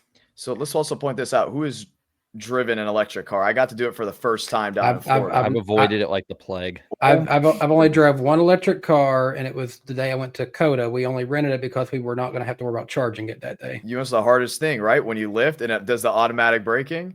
Yeah. And then the second you hit, I wouldn't even say the gas, the throttle, it goes like that. We talk about the next gen on how there's not a lot of off throttle time. What is the racing going to be like with this electric car? Is it going to be good? Because if we talk about how the cars aren't off throttle, there's bigger brakes on the next gen. I'm curious if we saw this electric car race, a lot of cars. What would it race like? Would there be passing? Will we see side by side, or would we be talking the same way how we do now with the Cup Series? Fair question. We'll probably find out one day. We're going. Anyway, super chat stage break, Danny. Yeah, let's do it. Let's put the NWP 400 starting grid on the bottom. Nice. Bailey Reichert, appreciate you kicking us off with $9.99. Chase Briscoe over the last 10 races has scored the most points of 332, most among drivers in the last 10. He's proving right. He's proving right the what if he has a good car debater he had in the offseason. You kind of lost me there a little bit, Bailey. Well, he's had a great summer. I think he just Yeah. got another top 5 this weekend. He's been tremendous. He's really. getting hot at the right time. That's a good thing to take away from that. Bailey Reichert again at $4.99, watching Vody's nationwide races and was thinking, what's a bigger what if? Keselowski staying at Hendrick or Allgaier staying a Penske driver? I think Keselowski staying a Hendrick driver is one of the biggest what ifs of NASCAR. Yeah. I don't know that Allgaier would have progressed as well if he stayed at Penske. Isaac V24, appreciate it, $4.99 from you. I don't care if people are sick of him dominating road courses. I can never hate seeing SVG win. He won the one race my grandma and I watched together before she passed. Aw. That's such a good memory to hang on to. Yeah, that's a sweet memory for sure. T.95, appreciate the $5 from you. SVG versus Max is far more interesting than Larson versus Max. Also, to anyone still surprised by him, needs to watch his supercar highlights. I mean, the dude's won, I don't remember if it's 80 or 90 supercars wins. No one's surprised he's so good at road courses. I think with one thing, the only thing that surprised me this year is how quickly he dominated Sonoma and Watkins Glen. Because remember, Coda, he was not the best car at Coda. And maybe they just had an off day, whatever. But like Coda, Cup guys have been there a few times. SVG was not the best guy there. And so I kind of expected that to continue at the Glen at Sonoma, and it didn't. The fact that he won Watkins Glen by 11 seconds might, honestly, we're not talking about it like this, that might be his most impressive win yet, considering how many hundreds, if not thousands of laps his competition has there. There's no argument. He is the greatest road course driver in NASCAR. Justin Drake, I know you've been very generous tonight. Thank you very much, Justin. Appreciate it. $19.99. The day ends in a Y, so of course Austin Hill is committing terrorism on some track somewhere. Brutal. Steven Gibson, appreciate the $5 from you. The next gen sucks. SVG dominates. Dirty air. Anything new? No? Okay. I'm going to go eat at Michael Waltrip's tap room. I'll finish this podcast tomorrow. That's why we opened with the misery index. By the way, I updated that to only have my top 3 teams I would root for: the Titans, Predators, and Fever. And my misery rating is actually 88. Congratulations. For Dale. Justin Drake, appreciate the $9.99 from you. Eric didn't see last night's game against the Red Sox clearly. Oh, I watched about the first 6 innings, and then it all went to hell. But hopefully they win tonight because Seattle needs to stop doing what they're doing. It's killing me. Eric, you were too okay. Eric, you were too busy with that cheese pull at Chili's. Yeah, that was delicious. That was wiping away my tears, absorbing my sadness. One more super chat because it's related to the misery bot. Alex Luff, appreciate the $5 from you. That misery bot is defective. It doesn't have Bayern Munich, my favorite soccer team. Is it rough for y'all out there? I don't know any soccer. Yeah, I guess so. Are they the Cleveland Browns of international soccer? I don't know, but Hank Hill could probably tell you. Apparently, he's a big soccer fan now. And I'll tell you what. Bayern Munich. I tell you what, I'll tell you what, actually. So last night after, because, with all the stuff coming back from Charlotte, John gave me a ride back, and there was actually a bunch of storms that actually did roll through last night. Do you see him, Danny? Yeah, at 2 a.m. I got woke up by one, actually. It was funny. So I had Riss and I had the baby in the bed, and she just started lifting up her head and looking out at it when the flashes would come in. I think she was just entranced by it. I'm like, yes, we got another. She might have been born in the South, but she's a Midwesterner at heart. Loving her storms. It's a lightning round. Yeah, in case y'all didn't realize what that was going. So we have the NWP channel. We do all the replays and re-uploads and stuff. We also have this year's NWP 400 trailer up, which, by the way, is this Sunday, August 17th on John's channel. There goes Eric. He's leaving the yellow there. The lightning round really took him out. Yeah. But it is this Sunday, August 17th on John's channel.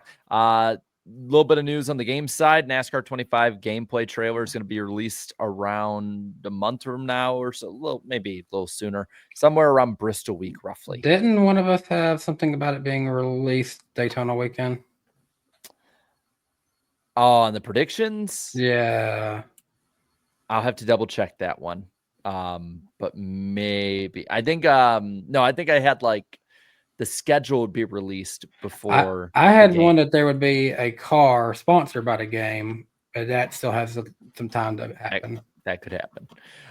Rick Allen, we talked about earlier, is the new PA announcer for the Carolina Panthers. That's pretty cool. And also talking about the stuff with Connor Zilisch, NASCAR has no plans to limit victory lane celebration. Nor should they. That was just an unfortunate accident.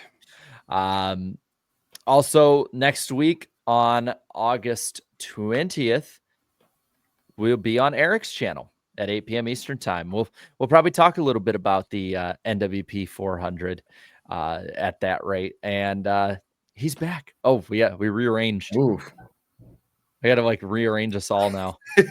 There we are. Shuffling. But yeah, that was, if I can find there. I'm off tonight, guys. That was a lightning round.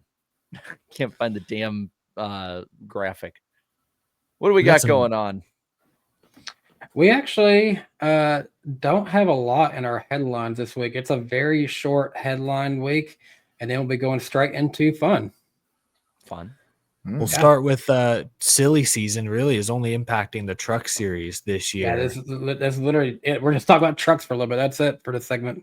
Yeah, Andres Perez de Lara out at Spire. He was their lowest truck driver in points. They're actually downsizing. They're basically getting rid of that truck, except they're actually getting rid of the 07. They're basically turning the 07 into the 77, and Corey LaJoy's finished the year. It sounds like it's a mutual departure. I don't think there's any bad blood between them. I think they wanted to give him the best chance to find a better truck and them the best chance to downsize their operations in the truck series a little bit. I don't think there's any bad blood in this one from what I can tell. I mean, I think it's, if they were running better, this wouldn't have happened. Maybe. I mean, I'd leave it at that. But yeah, I don't think it's ugly, because fortunately Andres Perez does have a new ride immediately. He'll go over to Nice and drive their 44, which is probably a slight downgrade. But I mean, Spire this year has been iffy themselves. That's made easier to do because of what happened to Caden Honeycutt. Yeah, and also he does have money. Like he has funding, if I'm not mistaken. Corey Day is fully in the Hendrick developmental program. It's kind of harder to get rid of a Corey Day than Andres Perez. Yeah, you got Spy. Yeah, no. And Perez has some funding too, with Telcel, because he's from Mexico City. That's a Mexico City based company, so there's got to be some real funding there. But yeah, performance just wasn't cutting it. You mentioned Caden Honeycutt. Sounds like he is. We know he's headed to Toyota. He'll obviously start with Halmar Friesen here for the playoffs, but it sounds like he's headed to Tricon next year. Rumors suggest he's replacing Corey Heim. Where does Heim go? TBD. Got to go somewhere. Nowhere to go but up if you're him. But Caden Honeycutt moving up himself. Now we don't have it wrote down here, but it's worth mentioning that our old friend Daily Downforce has been fairly accurate in some of the things they've been saying all of a sudden. Careful, Danny. It's a dangerous game to cite Daily Downforce. Take it with the biggest grain of salt. Take it with the biggest grain of salt you can. But they threw out the idea. I'll just say it like that. They're not even saying rumors. They're throwing out the idea. That's what we say for Downforce. They're throwing out the idea of Corey Heim to Spire's Cup team, which would be interesting to see him and Carson Hocevar as teammates, to say the least. Is Herbst for sure coming back next year with a 35? That's what they've said. Yeah. Really?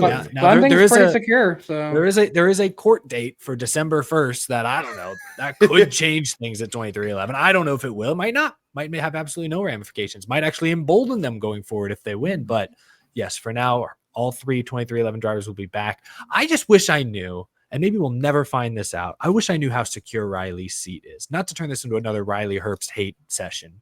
Like, he's a fine guy. I use the word hate. Like, I just don't think he's a cup driver, but he's a good guy as far as I can tell. But how secure is his seat? There were rumors, remember, that his family were helping to even invest in that third charter that they now don't have anymore. Like, how secure is his ride, really? Because he's terrible. Like, he shouldn't be in that car. We all know that. We can all say that with a straight face. He should not be in that car. Corey Heim's better. We all agree. But he's in that car because he brings funding. And I just want to know, when does that funding run out? Like, is this a 2-year commitment? And after 2026, we could see Heim jump into that seat. Is he long term? Is it lawsuit dependent? I don't even know where to start with this team. There's too many variables. It's Monster Energy. Monster Energy has deep pockets. If they like you, they will be with you. They have 3 cars right now. Monster Energy, got to remember, a couple of years ago, they were sponsoring the Cup Series as the solo sponsor, their last solo sponsor that the Cup Series have had as a title sponsor. They went away from that deal to focus on spreading out their opportunities to be in a sport. And you got to remember, it's not just Monster, but it's Terribles as well, which is owned by the Herbst family. To be fair, on the Monster side of it, though, I mean, they were heavy behind Haley Deegan, and by the end of her career, they bailed. Like, they went to other places for the most part. They were there every now and then, and they were like associated. So it's like performance still has that degree a little bit to look at. I mean, heck, you can even look at some of the other drivers who have maybe not deserve to be in Cup, but they have sponsorship. Eventually, the performance will catch up. To be fair to Herbst, though, on that side, I know we're pretty much sidetracked on the Herbst side of it because it makes no sense really to have him in the car when Corey Heim is right there. He wasn't running all that badly in this race. His finish did not really represent how he was running. I think where did he finish? Like 23rd in this race, or no? Where the hell did he finish? Yeah, I'm gonna say I'm gonna go on limits. It was probably 43rd. Let me just see. 24th. He finished ahead of Denny and Chase. Yeah, okay, beating Chase. Yeah, that's a round of applause. Riley's not a terrible road course racer. Look, Riley Herbst's fine. He's an Xfinity Series winner. My point is simply, I consider 2311 that seat to be a top 15 seat in the Cup Series. Is he even a top 20 Cup driver? No. Is he ever going to be a top 20 Cup driver? Probably not, which is why I say he probably shouldn't be in that seat if we're just going based on merit. But I could say that about probably a couple other guys in Cup. I don't mean to pick on Riley. It's just like I could pick on Austin Cindric, who's been cheeks for about 3 months now. Like there's a lot of guys we could pick on, frankly. I will say he could be a top 20 Cup driver one day. And I only say that because eventually these guys got to retire, and just with age, he rides up there. There's better guys though coming along. Like this is like Zilisch is about to leapfrog him. You know, this is the other thing I don't get. Like Corey Heim, like why is he not the one? And we know why with all the drama and stuff, but why is he not the one, talent-wise and probably even sponsorship-wise, that would be the heir apparent for the 11 at this rate if he has to stay down there? That would be so cool. Yeah. Why isn't he? At a certain point, does Toyota step in and say, "This is our guy. What are you doing?" He could be a good face for NASCAR too. Like Corey Heim looks like a dude. He's very marketable and be marketable very well. If Toyota somehow lost him, I mean, that would just be such a blunder. Look at all the talent they've lost in the last 10 or so years. I mean, as debatable as this is, I think Haley Deegan was a better talent inside Toyota equipment, and they lost her. She's definitely more marketable. Yeah, I don't know. I mean, Toyota's developed so many drivers. They've kept some really good ones. They brought Eric Jones back after they lost him. Like they might bring Jesse Love back this time next year. That's possible too. Like drivers come and go. I'll be interested to see what ends up with Heim for next year. I don't see him leaving the Toyota system, but that doesn't necessarily mean he's going to drive a 2311 backed car full time next year. That seems unlikely. Question for the ones that know. Since they don't have a charter, does that mean they can have as many cars as they want technically in the Cup Series? I think they're still capped at 4. There's still limits. No, I think now the cap should be 3 now, unless you're for chartered teams. It's 3 chartered, but you're allowed a 4th open car. So I mean, if Denny Hamlin and Michael Jordan said, "Screw it all, let's add a 4th," I mean, it is possible. I mean, that's obviously a lot more money. You're getting a lot less because you're not a charter, but and it makes Daytona very hard. But you get a better opportunity to win more races every week with an extra car out there. They just need a big sponsor to sign up for it, and I don't know if that's going to happen, but. Yeah, be a lot of fun. I'm just saying, Safe Flight could put their money to better use in the Cup Series. That's got to be triple the investment. God, I can't think of that Safe Flight's got to make good money. They got their places everywhere across the United States. Yeah, I just can't think of them without that damn commercial or the kid's like, "Ooh," my dad's like, "I've never wanted to slap someone else's kid so hard in my life." He's like, "If you did that, it'd be backhand." Yeah. And I was like, "Thank you for raising me right then." I'm gonna look up how many Safe Flight locations. Well, you're doing that, in Danny, because I don't US. think you need to sound it out. I'm gonna Yeah. bring us to the prediction segment. Yeah. Yeah, there we go.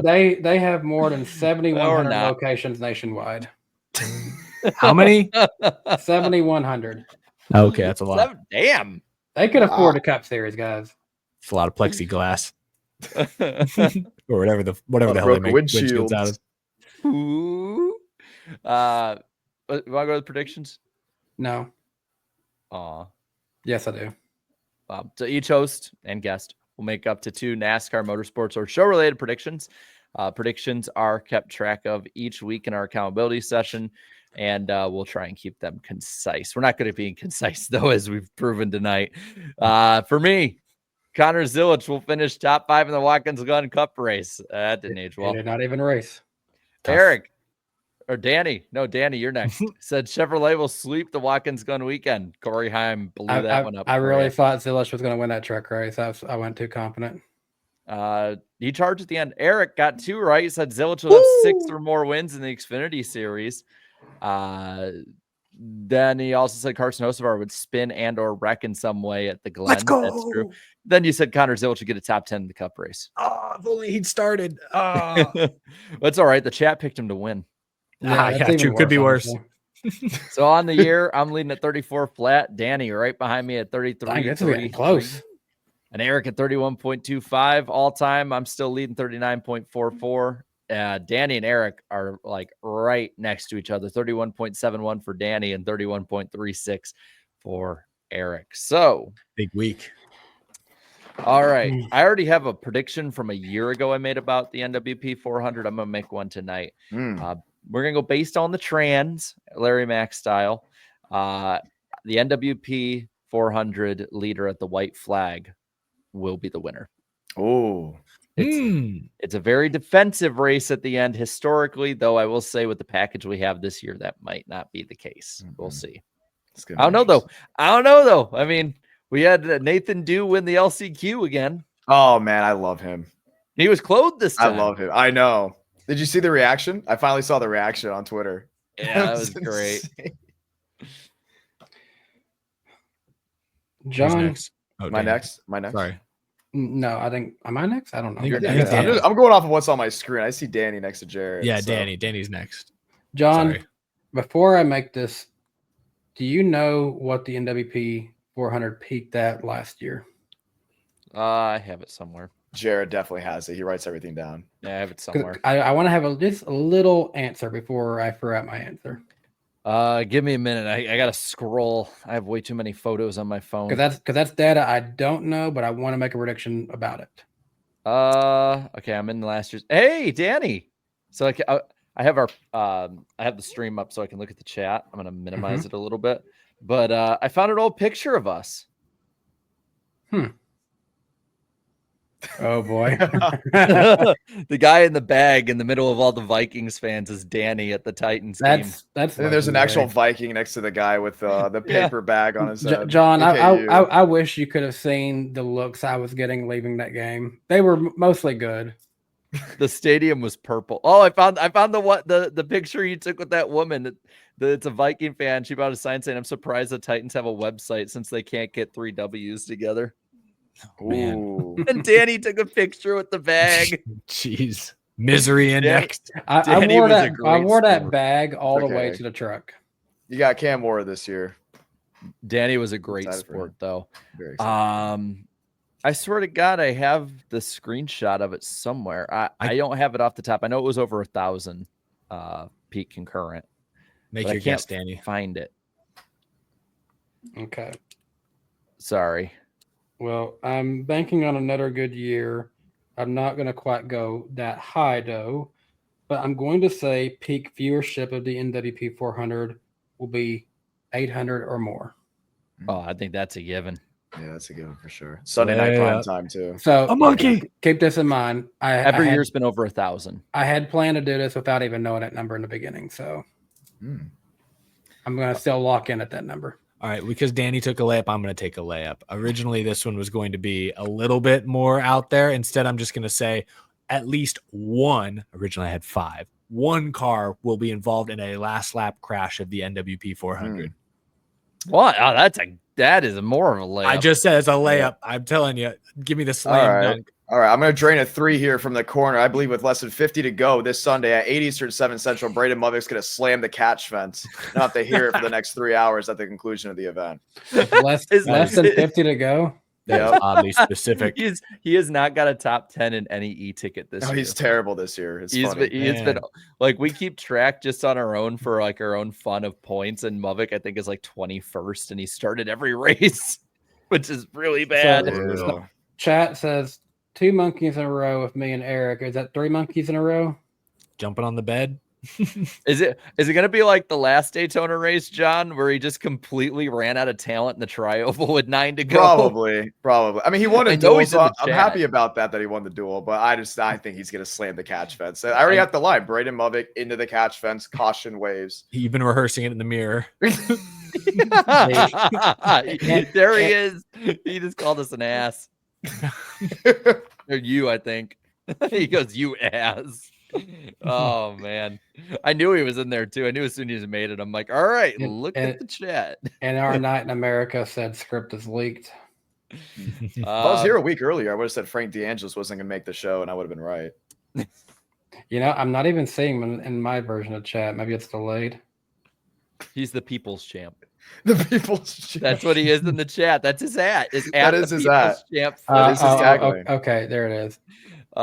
Okay, so earlier today, Danny DM'd me. This we're keeping it in the show here with our teams. We always write in August, always make predictions about our teams.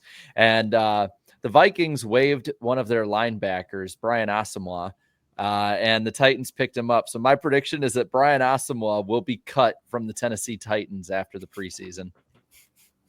The dude is ass. He is stinky ass. Stanky ass. I straight up asked Jared, I was like, is this guy bad? Is he cheeks? No, you said, is he ass? And I said stinky. Like he's not good. He peaked in his rookie year when he got a fumble return for a touchdown, and he's been MIA ever since. He'll fit right in on the Titans. We got your linebacker, some dude with a V name, or not linebacker, tight end with a V first name or something like that. I don't know. He played in like 10 games last year. He's probably not that good because we drafted a tight end from Texas for a reason. Yeah, he's our third stringer. You got any more, Danny, that are since yours was in the vein of mine, the first one, you got any in the vein of the second? Nothing related to that. I'm just going to say there will be 6 or less cautions in the Cup race. There was 6 this past year. I like that. I like that. I like that one. That's not necessarily a layup this time. I teased this one earlier, but I'm really watching Ryan Priest this weekend. I think he could have a top 5 effort. My prediction is that he will eat into the 34-point deficit he has right now by the end of the weekend. So basically what I'm saying is by the end of the race, he will be less than 34 points from the cut line. That's what I'm saying. All right. I'm going to go off on a limb here since I know I won't be on the show for Daytona week. So I'm just going to make my prediction now. I think Ross Chastain wins the Coke Zero 400. Ooh. Woo! Which actually, if I get to see that one on TV too, I'm going to be seriously full of FOMO because I missed last year's Coke Zero for Milwaukee week for the Truck Series. I was in my hotel room like, man, I just hope I don't hope, but like if it's like single file, it could be okay. And then Harrison Burton wins and it's the Wood Brothers. And it's like, wow, out of all the ones I went to, like I went to the 22 one where Austin Dillon won. Like couldn't like trade him. I've seen Ross win Nashville and I've seen him win Talladega. That one Austin Dillon one, I had put some money in Cody Ware to win. Oh, yeah, that's right. And I would have won $100,000. Wait, did you have him to win or top 10? I don't remember. Win. Okay. I was like, we ball. Let's do it. And then like he made it through the wreck. And at first I thought he was the leader and it started raining. And I was just like, no, oh my God. Oh my God. We're going to Epcot. No, I'm not going to Epcot. I'm going to the freaking Bahamas. And then he ultimately was Cody Ware. Yeah. And it was Rick Ware Racing. But that was fun. Should we have more fun? Let's do it. I love fun, guys. All right, let's do random driver of the week, which means that oh, my favorite. These all right, we gotta get up for this one. Yeah, these 3 got to hide the chat too. See you in a few minutes, chat. Yeah, bye, chat. I'm ready, baby. Okay. I'm batting Uh, 500 in this. Danny is leading all time over Eric 27-26. It has been close all time. The last 5, we're going back and forth. Danny has 3 of the last 5 with Willie T. Ribbs, Steve Grissom, and Dario Franchitti. And Eric has Junior Johnson and Sam Ard. Oh, I'm cooking today. I got this. Let's got it. Let's go. Let's go. And then me and the guests, I think, are tied right now. Yeah, So we ain't had a John guest in a while. So, John, you have a I got the Jimmy you have a Spencer one. You have a rare chance to break this long tiebreaker between the guest and Jarrett. But is Danny going to be another ball buster again, like with Michael? Be careful what you say to me, John. Here we go. I'm ready. This random driver is a New York native. Oh, What is it? Just eliminate your guess? I'm not gonna lie. If you would have said Florida, Not I would have Cale Gale. We I already would did have thrown it. So yeah, Cale Gale's out. Oh, that would have been Alabama. In 2006, this random driver ran the 2006 Toyota Pro Celebrity Race, finishing 4th behind Bucky Lasik, a skateboarder, Martina Navratilova, a tennis star, and former NFL quarterback John Elway. So Frankie Muniz. Frankie Muniz. That's my guess. Ooh. Frankie Muniz is wrong. I just know. I knew he did like that too. he did a celebrity race or but something you- in the but you- mid 2000s. But you're Oh, telling he me, was in that race. Wait, did you say he? Oh, wow. Okay, I was all over that. All right. Okay. But this person, where was this race at? Can you tell us that? Geez, I gotta find it on Racing Reference real quick. Well, that's okay, but it's too hard. Well, hold on, let me see if I can. Can I get a hint? This is it. Wait, these are the We're hints. 2 in. Long Beach. It was at Long Okay. Beach. It was at Long If Beach. it was at Las Vegas, I already knew exactly what I was going to say. Do you want me to let you know some of the other people that were in this race? Sure. Yeah. Patrick Dempsey was in it. David Rudiman was in it. And Oh, David yeah, no, Rudiman we're barely done, we're finished done. in the top 10. not a William celebrity. Shatner. These aren't celebrities. I was thinking, like, who's a Shatner celebrity? is? William Fitchner. I don't know who that is. And you know who was actually in, I believe, one of the first editions of that race was George Lucas.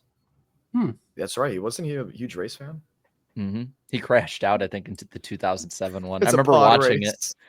it. This random driver made 241 cup starts.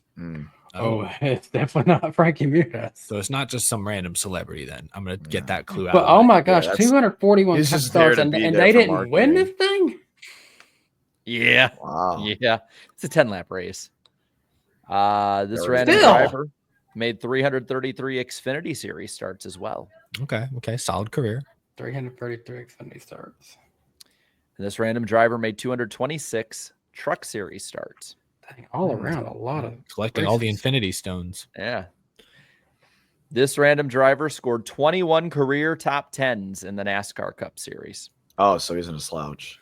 Not terrible, No. but not great either. This random driver never won a Cup points race. Oh, I like that hint. Ooh. What did he do? What did he win? He won something. I can give you guys the non-points races. No, because they may get it right away. Next one. We got this. Well, I'll take the hint. Give me a hint. I'll take the hint. This random driver won the 1995 and 2001 All-Star Opens. Oh, the Opens is harder Oh. for me to know about. Yeah, I have no clue. Yeah, that's the thing, man. I wasn't going to give you like an All-Star race or anything like No that. chance. No, Yeah, I man. got no clue. This random driver retired from Cup racing in 2011. Wait a minute. No, hold on. We're going to have to go through this thing. It's on Retired. Jarrett's wall. It's for sure on Jarrett's wall. It. Like Did you the say little- retired the from little- cup the numbers? racing or just racing in yes, general? Cup racing.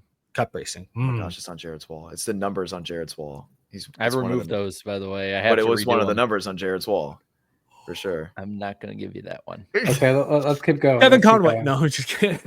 Kevin Conway. I'm not going to guess that. 21 Cup top 10s. I know. I was thinking 2011, but that was his rookie year, or 2010 was. I don't remember. Never mind. Eric and Danny have tweeted about this random driver twice. John and I never have. I think I got mine. I didn't got one. Is it Robbie Gordon? Robbie Gordon. That's a good guess. Ooh. Ooh, It's a okay. wrong one. Idiot. Oh, Tina, eat your dinner. Ready for the numbers? And you got to get a pen and paper if you want it to copy Okay. them down. Got it. Ooh, it's a lot. I don't have it. All right. We're just gonna go for it. This random driver ran these numbers. There are a lot. Oh, sheesh. 07.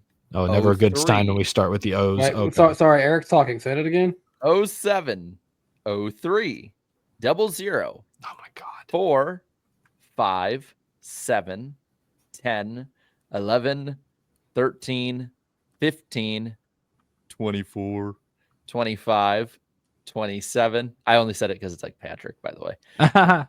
28, 30, 31, 33, 34, 35, 36, 37, 42, 48, 50, 54, 55, 59, 60, 61, 62, 64, 66, 67, 72, 75, 81, 82, 91, 92, 94, 96, and 98. No shot all in the Cup Series, right? No, all top three. Okay, I was about to say.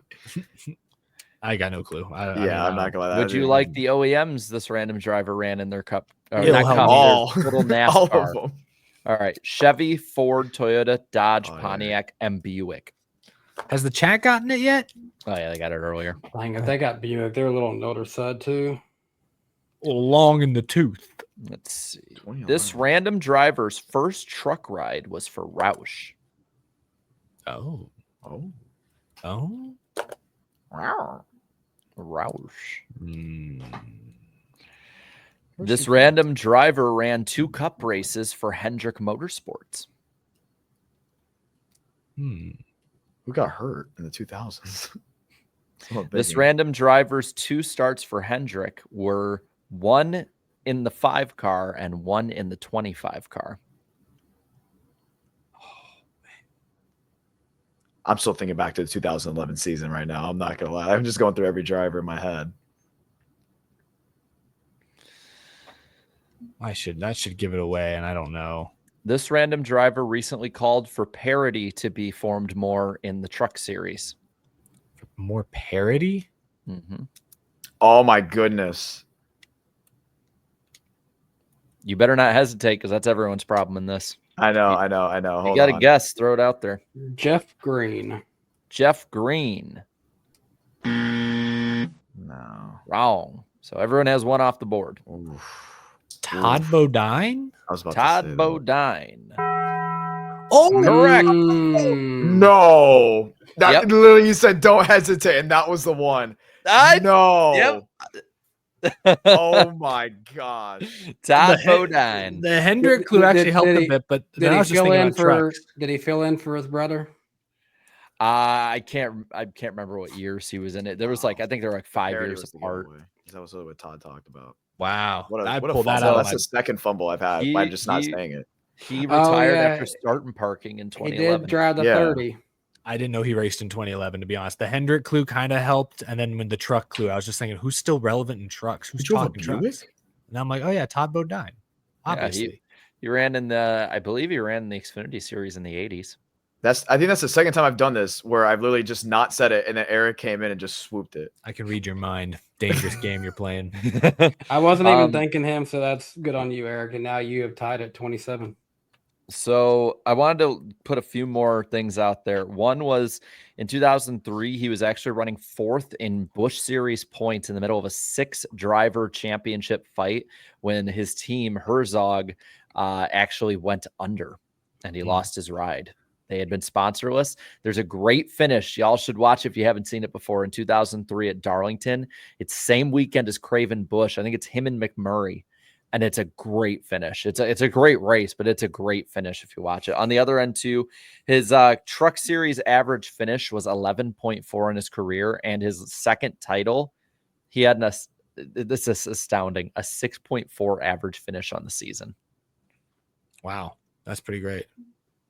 Yep, that's right. And it was stuff. that Darlington race is on the Monday after the Craven Bush race. Wow. So, yeah. That makes sense now. Top of down. I was thinking for the longest time Ron Hornaday because that 33 stood out to me, but I was like, wait, I don't see number 9 on here. I knew he drove that. So that's similar time periods. Yeah, they were damn good at the same time. All right, what do we got? We had our fun. We're still having fun because it's time to preview Richmond. Woo! Some weekend notes for you guys. Apparently, the Cup race is nearing a sellout, although some people responded to Adam Stern with Ticketmaster screenshots, and there was a ton of seats still available on there. I guess officially the track would have sold them, and there was a ton on the resale market. So I think that's everyone saw that zoomed in of like where there's a bunch of people. That's like the elevated seats way to the top. Like I'll look it up now, but when I checked earlier, if you're gonna say sellout, you need to count all of it, I guess. Well, by the way, their seating capacity is 51,000.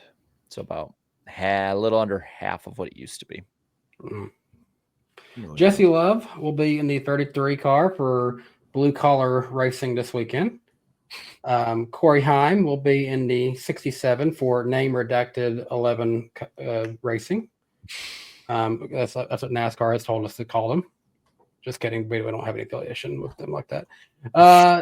This is the Truck Series regular season finale. So, yeah, we're gonna lock the field in, and I guess NASCAR will have to decide what happens to Friesen. Yep, we'll find out this week.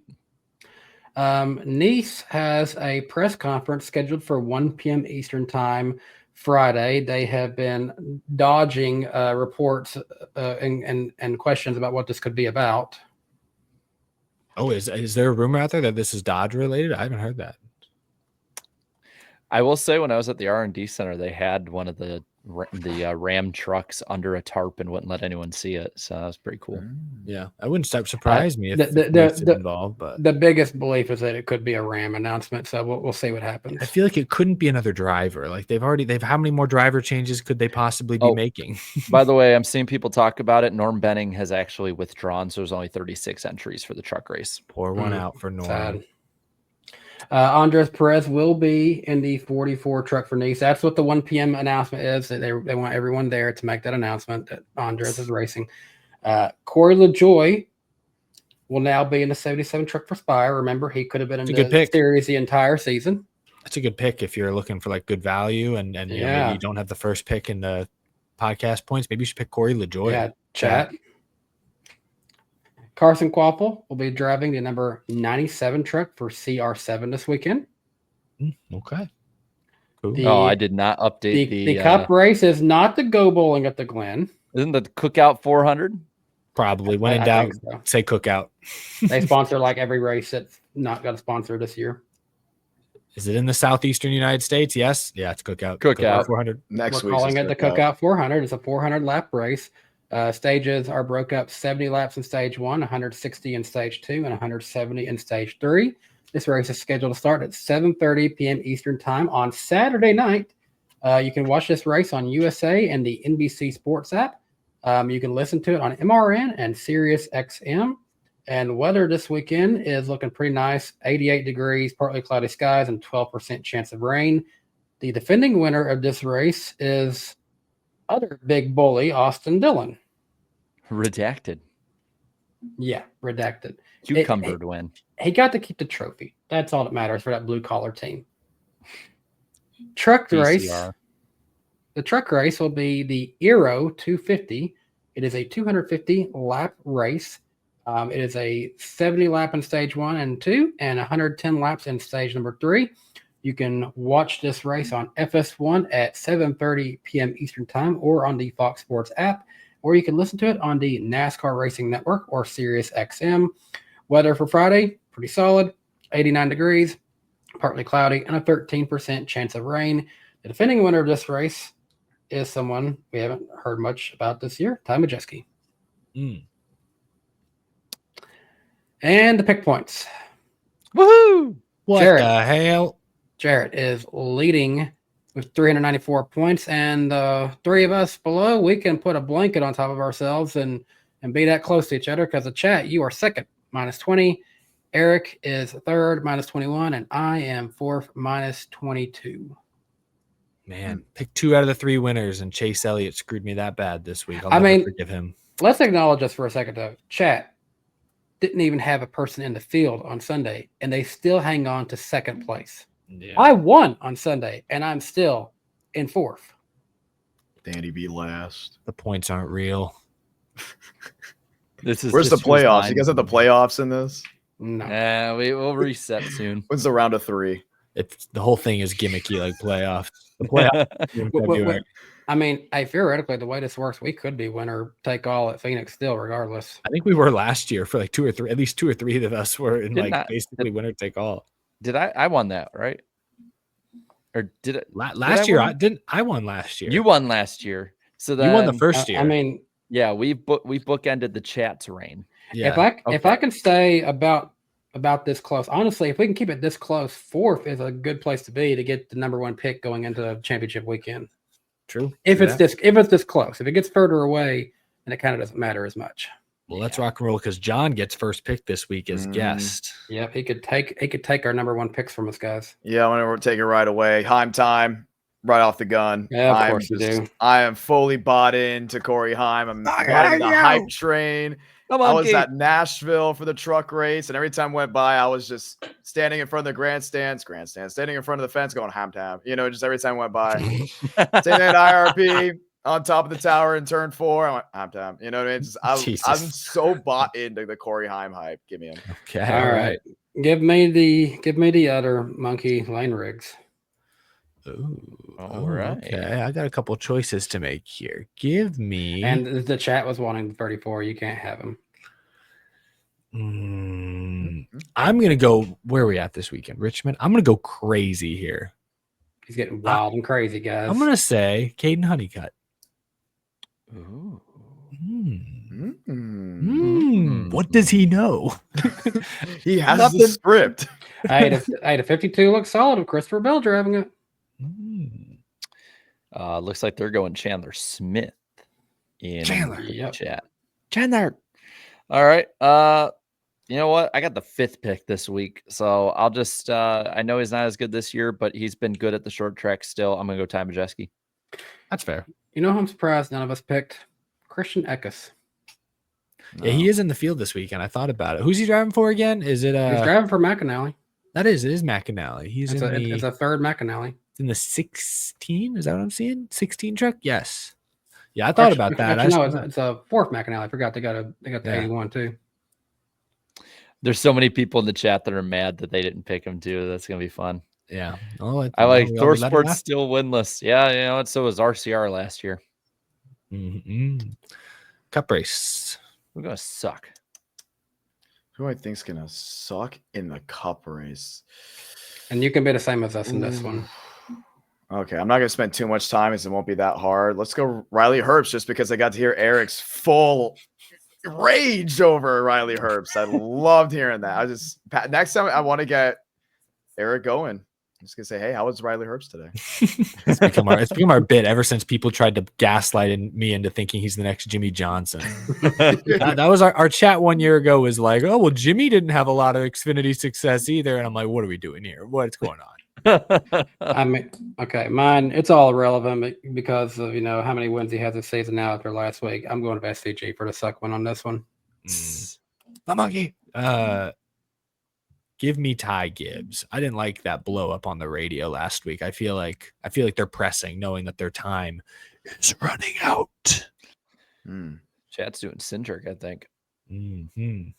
All right. This guy sucked in the next gen era here. Kyle Busch. Whap, whap. You sure a blue collar team can't do better at Richmond for him, Jared? I don't know. This is a very white collar track, apparently. So who's the dark horse, John? Who's the dark horse? Honestly, give me Ty Gibbs. Mm. I'm gonna try. I don't know. I'm starting to get on the Ty Gibbs train a little bit late in the playoffs. You know, he got an extra $1 million. You've been listening to Relax Yellows too much. Yeah, I'm not gonna lie. I gotta get out of these group chats. But I mean, Ty Gibbs, give me it. Give me Austin Dillon in his front bumper. Hand in hand. my Give me gosh, I'm blue color Brad Keselowski. Really fast at He looked Iowa. Really good at Iowa. Very similar Chat track. going- I think chat's going Priest. They are Solid. going Priest. This is a good track for Toyota. I'm going to go Bubba Wallace. He's been hot, and I think he's going to continue his top 10 streak. All right.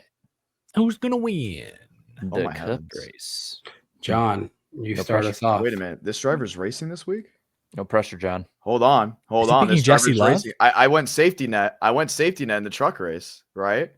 Did I go safety net? I think Heim's pretty safe, right? But not on Sunday. So I'm going to go Corey Heim again. Sweep. Give me the sweep. Give me the random sweep. You look at me right now until it happens. It's going to happen. He has the moxie. He is rubbing. We're going to stop. We're going to stop. This is still a family-friendly show. But I'm going to go Corey Heim. Okay, Heim chat, time. Give me Heim time 2 times. 2-time Heim time. chat, you can stop right now because he's giving me my number one pick, his owner, Denny Hamlin. So, chat, stop saying 11. Mm-mm. Mook. God, It's going to be crazy. He just gave me the number one pick. 6-7. It's going to happen. I'll go Christopher Bell. God damn it. Sorry. Oh, all You're welcome. Toyotas. Wow. That was mine. I'll be curious if any of you guys pick my number 2 pick. What's the chat got? I'm seeing 24s. Seems like they're going Byron. Yep. Yeah, they're going Oh, Byron. they missed out on a big Cody Ware opportunity. All right. So I get my number 3 pick, and that'll be Ryan Blaney. That's an interesting one.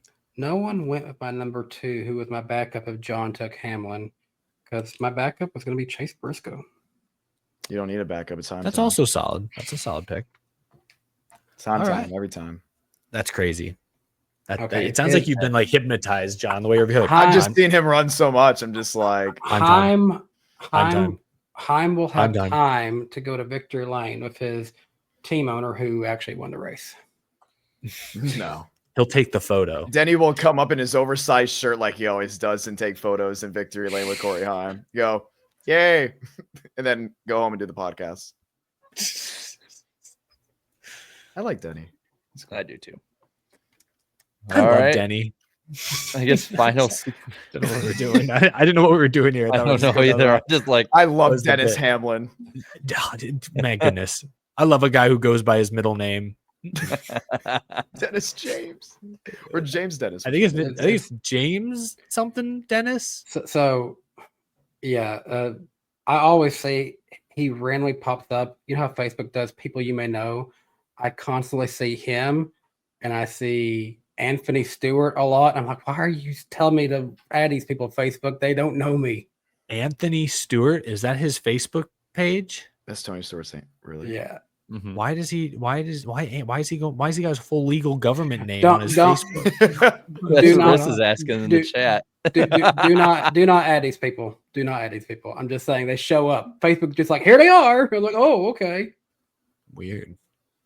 Because the clientele on there probably doesn't know that that's their actual name because I don't know, they're not using Google. Sneaky. All right. All right. Let's get into the super chats here. Crash Travels USA, appreciate the $4.99. Do you have a top sports team? I was stoked that my Thunder finally won a championship, but I would sell a kidney for Titans Super Bowl tickets. And Danny's a huge Alabama fan. Okay, you can stop sending right now on my YouTube channel. Okay, Roll Tide. you're all sinners. You're all sinners. I don't subscribe to the religion of orange. I will gladly though give Eric's wife a Boomer Sooner for her because our coach is a Sooner alumni. That's I'll right. say what I said earlier, though, man. He give what was it? He give his kidney for Titans Super Bowl tickets. He said I'd cut off my left nut for a Vikings fucking Super Bowl win. So, I don't want to yes, even attempt the ticket thing. No, I want the win. Top sports thing, real quick. We'll go through all 4 of us. I like the Titans, but Tennessee Vols are my number 1. Jarrett, you're the Vikings, right? Goal. John, what is your number one? Fins up. What for the Fins? Dolphins. Yeah, and Eric, this could be interesting. What Eric's is? Oh, mine's Astros. Go Stros. Yeah, I kind of figured baseball was your number one. I'd probably go Rockets second. John's not even phased. I'm sitting there just going. College football. Are you hook'em or are you boomer now? I feel more strongly about the Sooners because my wife feels extremely strongly about the Sooners. The thing is, like, I wasn't a big Longhorns fan when I went to UT, and they only have gotten good since I graduated and moved out of that town. So it's like, oh yeah, they're kind of like that fun team that, you know, you used to root for, but I don't have a lot of heart behind it. So I'll root for them when they're not playing Oklahoma. And then so I can sleep safely at night, I root for Oklahoma. Your wife would agree with me. You went to Texas, not UT. I went to UT. Okay. Moving on. Now that hill I will die on. T. Dotson 95. Appreciate the $2. I'm a Jags fan. They're 97 on the misery score. Damn, But they haven't even been around long enough to be that miserable. Yeah. Hunter Nixon Fishing 2500. That's his new name on here. I hate how YouTube does it. He's Hunter Nixon Fishing. I miss the old system, YouTube. Appreciate it, $9.99 from you. NASCAR taking away road courses because if SVG would be like when they changed Augusta National because how dominant Tiger Woods was in the early 2000s. Yeah, I mean, comparison. Bringing a golf reference onto the show. Have we had one of those? I don't know. Not from me. Not from us. Well done. I mean, he would probably appreciate this reference more. It's kind of like how they recently changed the college football playoffs because you were seeing teams like Georgia and Alabama being very dominant in a 4-team system. So, anyways, Napa Racing Fan 927. I hate this new system that YouTube has. It adds in a random number to his name, and I don't know why. Appreciate the $5 from you. Many NASCAR fans hate road courses due to turning right, SVG domination, and next gen product. Cutting road course races doesn't solve the problem. I agree. That's not the issue. Yeah, I just think road courses again allow you to race at so many different tracks that you never would have, and markets that you never would have otherwise. Napa Racing Fan, appreciate another $5 from you. Dell Jr. We need less road courses, man. Return to our roots. We need short tracks. 2 is plenty and probably too many. I prefer 0. Hate turning right. Dang. Yeah, I don't agree. I like right turns, honestly. Road courses aren't the issue. It's the car. Because if we're gonna cut tracks because the racing's bad, we'd cut the short tracks first because that sucks more than the road courses do right now. They do. And I'm not for either. I just need to make that known because somebody will clip it being like, Iceberg's stupid. He said they need to get rid of the short tracks. Someone clip that. In that exact voice. Yep. Justin Drake, appreciate a $9.99 from you. Danny, did you see the Bucks versus Titans this past weekend on Saturday? I did. Cam Ward looked pretty okay. He put together a solid drive on a second one, not so much on the first drive, and then he's out of the game. But what does he think about mayonnaise? I don't care what he thinks about condiments. I just want to see him play football.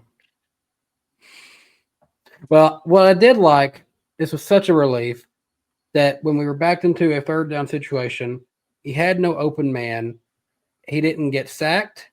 He didn't just force something that would become an interception. He threw the ball away. And it's such a relief to have a quarterback who knows when to just get out of that situation instead of trying to force something that's not there. Actually, you know, I was sarcastically applauding, and then I remember the Will Levis meme. So no, that's a genuine concern. I'm glad. No, genuinely against the Bears last year. Yeah. No, genuinely, I believe Will Levis is the worst starting Human quarterback being in NFL history. You have man. You did not watch Christian Ponder or 2011 Donovan McNabb. Yeah, I was about to say that. That dude. You know you're in trouble when you're hinging your franchise on an old, obese quarterback. Oh, my heavens. West Virginia, appreciate the $4.99 from you. People calling for less road courses because of worse racing. So by their logic, there should be less short tracks and super speedways, right? Fix the car. We should just have every race at Homestead Miami Speedway. Oh, yes, of course. No, you got me up. 38 races a year. And and can a we few have the trips Open to at Kansas. Chicago? Can we have the Open at Chicagoland? Just rotate every week in and out. They just go back and forth across the country. I'll go, And- Jared, where are you? and we- Chicagoland. The And next we week. can only run Atlanta for drafting races. No, Yeah, sure. Atlanta can stay too. For the No, we award. can run That's home. the Daytona. No, for the drafting races, we just do 550 for Homestead in Chicagoland. Hey, Jared, is there any way to make custom schedules in a NASCAR game? I did not see that part of it. That was not part of what we did, and I didn't see anything online. Because So if they add in that feature, oh boy, you can make some fun seasons. I think there is like a season mode. I just don't. I didn't check that part out of it. Gonna I was- run 8 races in a row at Atlanta. And there's only 10 fans in attendance today at Atlanta Motor Speedway. They're getting tired of this crap. They've gotten dizzy. So it looked like Atlanta basically like every year before 2022 since like 2013. It is crazy how that repave just completely saved the track and no one's talking about Well, it. people seem to forget that place didn't even sell out in NASCAR's heyday. Like go look No, at it didn't. photos in 2004, and there is like bare aluminum everywhere in the stands, like on the lower levels. Yeah. I mean, there was even talks, before we really got into YouTube, minus Eric, that people were wondering if Atlanta was even going to exist. I don't know, man. So, Mikey was having a little too much fun, but nobody wanted to watch. no. Well, now it's saved. It's good. J-Man, appreciate the $4.99. Next gen fatigue. I'm fatigued of every NASCAR piece of content I listen to being complaining. No disrespect to y'all, but I love positivity sometimes. That's fair, J-Man. I feel like ours was tame compared to a few of the shows I listened to this week because I kind of felt that same way. I'm like, damn, I just felt gross. Bobby Blair, appreciate the generous $19.99 from you. I like Kyle Petty, but his comments about the next gen car and for us fans to quote, "This is what we have to deal with. This is what we have. Deal with it." Just really shows the current state for NASCAR owned media and a disconnect with their fan base. Now, I don't know if I would quite buy into the narrative that there are a ton of people on a NASCAR salary, but there are a lot of people who do push the narrative that NASCAR wants them to push, I feel. I think it comes from more a place of your life is this industry and you want to see it succeed. And so you go into a defense mode where you are quicker to defend the sport, the sanctioning body against any and all arrows thrown its way. Cause you think that's going to, I don't know, you don't want to see bad publicity hurt the sport. I think that it could come from that as well. If you're someone like Kyle Petty, whose families built the sport and who the sport built their families and their generational wealth, it's like you owe a lot to the sanctioning body. There is no. It's almost like it is almost like family when people take shots at NASCAR and say Jim France is a freaking idiot. Like some guys might take that personal who've known Jim France, who've known that family for decades. Like there is no Petty dynasty without NASCAR. I don't think the Pettys were going to go find that success in IndyCar if there was just no NASCAR that existed. Yeah. So like go ahead. Here's a little bit of, I guess, positivity going everyone's way. I just checked the tickets. Richmond's looking really, really good. Let's go. It's only the top, that one extra level at the top, just past the start finish, heading to turn 1, where there's a lot of blue. Everything else is just isolated dots. In Daytona, we're still a week and a half away. And for Coke Zero, people go up to the gate and buy. They're looking pretty solid too. Not as like a sellout solid, but like you're looking at easily 70,000 by the time we drop the green flag. So that'd be pretty good for the last couple of years there. It looks pretty solid. It's like 2023. I don't think they've had a crowd that like 70 to 75,000 at the Daytona Summer Race since like honestly, I would say pre-COVID. Yeah. It's looking. What would you say 2023 was? 65, 60, probably like 60, something like that. I would say 2023 was around 60. It's going to be definitely around the 2023 range. Yeah, it was about 60 roughly. And 2021, that was a really good one. Well, if we're looking at estimates, the last time it was around 70, we'll just put it at, would have been, I'm just looking through, probably Junior's last race there in 2017. That's right. I remember that race. There was a good amount of people there. Yeah. So it's going to look pretty good. I'm telling you, you could say what you want about the next gen, but the way it looks at Daytona is so artsy. It just looks good under the lights at that racetrack. Would it look good at old Daytona? Probably not. It's just the lore of that racetrack. And I'm probably a little bit biased because I love Daytona. It looks good, and it's selling to these non-NASCAR fans that are in the Florida area. I've said it before. I love US Bank Stadium. I've been to plenty of stadiums all over the country, but Daytona is the most impressive stadium ever built. Yeah, it is 100%. just top level. I mean, they have like basically a car dealership during the weekend. They can buy a car on like the third level. Like it's insane that place, and it's so freaking big. Like I was there in 2012. I did the ride along, and we saw what everything looked like. And then you compare it to what it is now, and it's amazing how modernized it is. When you're not in the racetrack, across the street, across the main road, endless shopping and dining options, Bass Pro Shops, several places to eat, tons of things there. Hooters. Yes, we have a great photo there. Be aware of your surroundings. I experienced awful service at that Hooters. You go to a NASCAR track. Slap did not. You go to Homestead, you go to Texas, you park in the grass, you got to walk to these tracks, right? You go to Daytona, you're parking in front of like a West Marine. When we realized that night Slap could have clapped. Really? The Hooters waitress was like really into him. It was awesome. I was like just watching this whole thing go down. I'm like, this is great. And she was like left a note on his receipt and everything. I was like, you go, man. Hell yeah. Daytona. I think he gave her his number. I don't know if anything ever came of that. My wife just put in the chat, Jared had excellent service there. I'll tell that part because it was a total accident and I didn't mean it. I went to grab Rissa's shoulder and I accidentally it went over Rissa's shoulder into the Hooters waitress and she didn't even notice. It was all plastic. It was basically a Barbie girl. Johnny would have loved her. You talk about the Richmond race selling out. We'll get back to Super Chat in a minute. Claudia sent me something. Speaking of selling out, so University of Tennessee is getting away from Nike. I didn't realize this.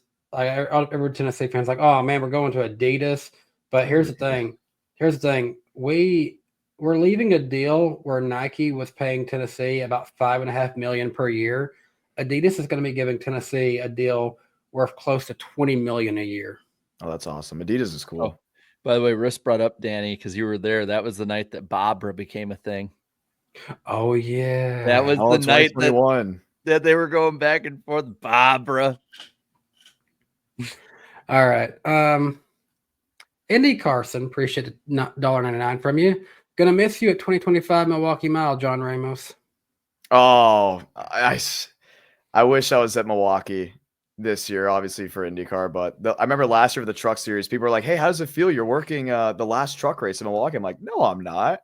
And at the end of the race, they're like, "Yeah, that was probably the last one." And I was like, almost like heartbroken. It was like a bittersweet moment because it's my first time working trucks for anything, and it's the last time at that racetrack. It was so weird, but Milwaukee's doing great things. They're doing well. I saw some renovation stuff. I think IndyCar should have a pretty good crowd from what I heard. So, did you see it was flooded this past week? I did see that, which is unfortunate, but I think everything else is mostly positive. Yeah. Appreciate the $5 from Aiden Smid. Fun fact: Catherine Legg is closer to passing Cody Ware in points than Ware is to Herbst. Andy Carson, appreciate the $4.99 from you. Well, Sunday's race at Watkins Glen proved I'm looking forward to 1.5 mile tracks the rest of 2025. Guess that only means watching 2 cup races until the end. Yeah. Hey, Talladega's gonna be fun this year. I don't care what anyone says. Daytona will be fun as well. Well, mainly because, you can't lie. When you're at least at the tracks, like it is so fun. I got to do the infield last year at Talladega. It's pretty sick. Mom 9098, appreciate the $5 from you. She said, not able to watch live tonight, but here's something for your time. Vroom, appreciate that. Thank you. Jeffrey King, appreciate the $4.99 from you. The media is misunderstanding fans complaining about the next gen as not liking SVG. The race car is a problem, not SVG. They are missing the point. I think we've hammered that in at this point. Yeah. I think that's a lot of arguments. I mean, we've seen it a lot with the playoff side of it. We've seen it with this. So, yeah, that's just par for the course. Enjoy his skill because at some point we're not going to see it. Oh, yeah. Because, I mean, a few years from now, he could start to have a fall off. We don't Look at know. Kyle Busch. Gavin Adcock, appreciate the $5 from you. 5 years from now, do you think Austin Hill is in Cup full time? So he would be 36 years old. Damn, he's already in his 30s. He's 31. 31, yeah. Statement that he does not want to leave Xfinity. I'm gonna say no. I think he would. I don't think he has the funding on his own to make that happen. And I just don't. I think there will always be a compelling younger driver with funding or with more talent to take his place. Wait, so you said you think he would? No, I think he won't. I think he Okay. wants to. I don't think he's going to get a. I don't think he does. There was a statement. Sorry, Jarrett. No, go for it. Oh, sorry. There was a statement that was made where he said he wants his Sundays with his kids and his family. So that's why he likes racing on Saturdays, because he's gotten offers before to move up to the Cup Series. I think he's just one of those guys that has no problem racing on Saturday. I wonder if he like takes one for the team for a year though, and does like a Daniel Hemrick where he has like a year in Cup and then moves back down. Now that I could see. Like if Kyle Busch leaves, nobody wants to go to RCR, or like, you know, That Austin Dillon retires. I don't know. I could see him just doing a season or two if they still had some sponsorship together for a charter team. I could see them selling a charter at some point. Yeah, I'm going to say no, he will not be. Andrew, appreciate the $10 from you. I also blame NASCAR for making Austin Homicide drive even stupider. Take away all future driver playoff points, and what does he have to race for anyway? Short of another suspension, he's invincible.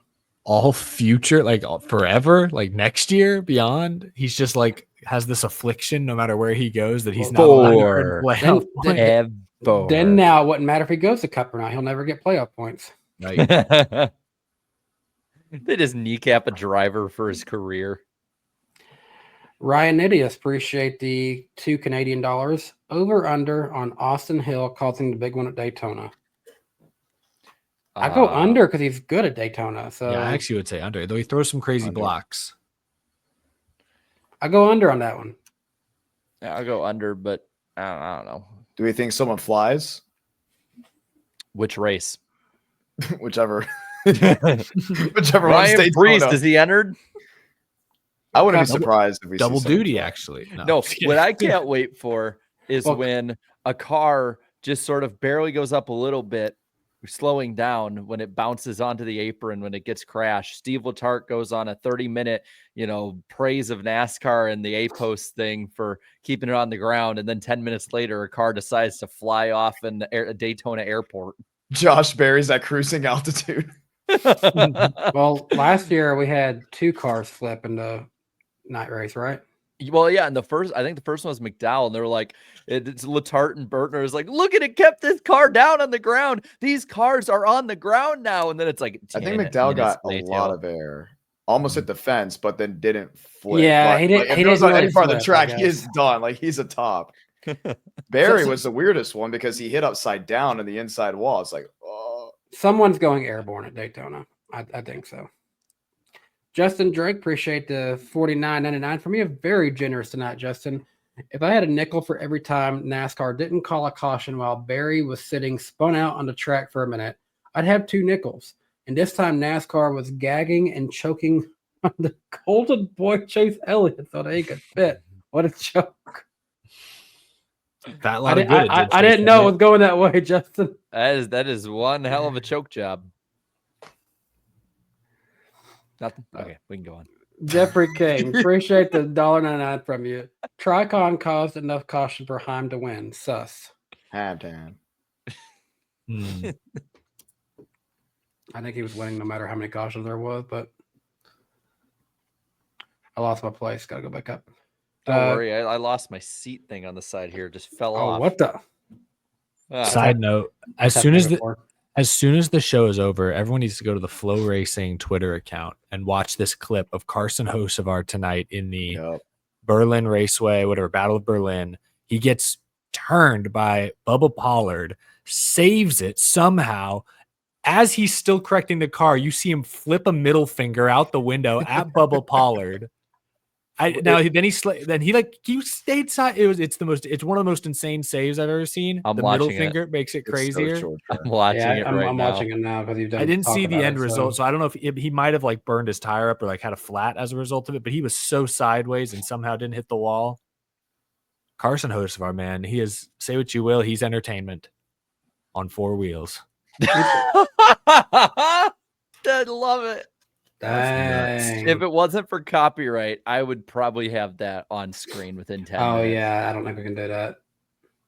It's crazy. Oh wow. God. Well, go check it out, guys, and tell them NWP sent you. I'm gonna retweet it, so it's on my Twitter right now. Okay, K Pro, we appreciate the $4.99 from you. Maybe having creators call the races or in the pits, even the post-race shows could bring in new life. Plus, creators, audiences, all age groups. I appreciate that, but I don't think we already do that in a way. Jarrett's got his post-race show, right? Yeah, but I think they're talking about more in like a NASCAR producer role. The only thing is, obviously, there would be guidelines, like where you see like Jarrett, Danny, Eric you guys get to do and say really whatever you want. You know, when you do things on a corporate standpoint, things very much change quickly. Yeah, it'd be, if you wanted like no restrictions, it'd be the speed era again. I'm already thinking of all these things I probably couldn't say on YouTube. I heard in the speed era. I know, right? Get the F off the racetrack. All right, so this BMAJUH, Be My Ja, I guess that's how you say that.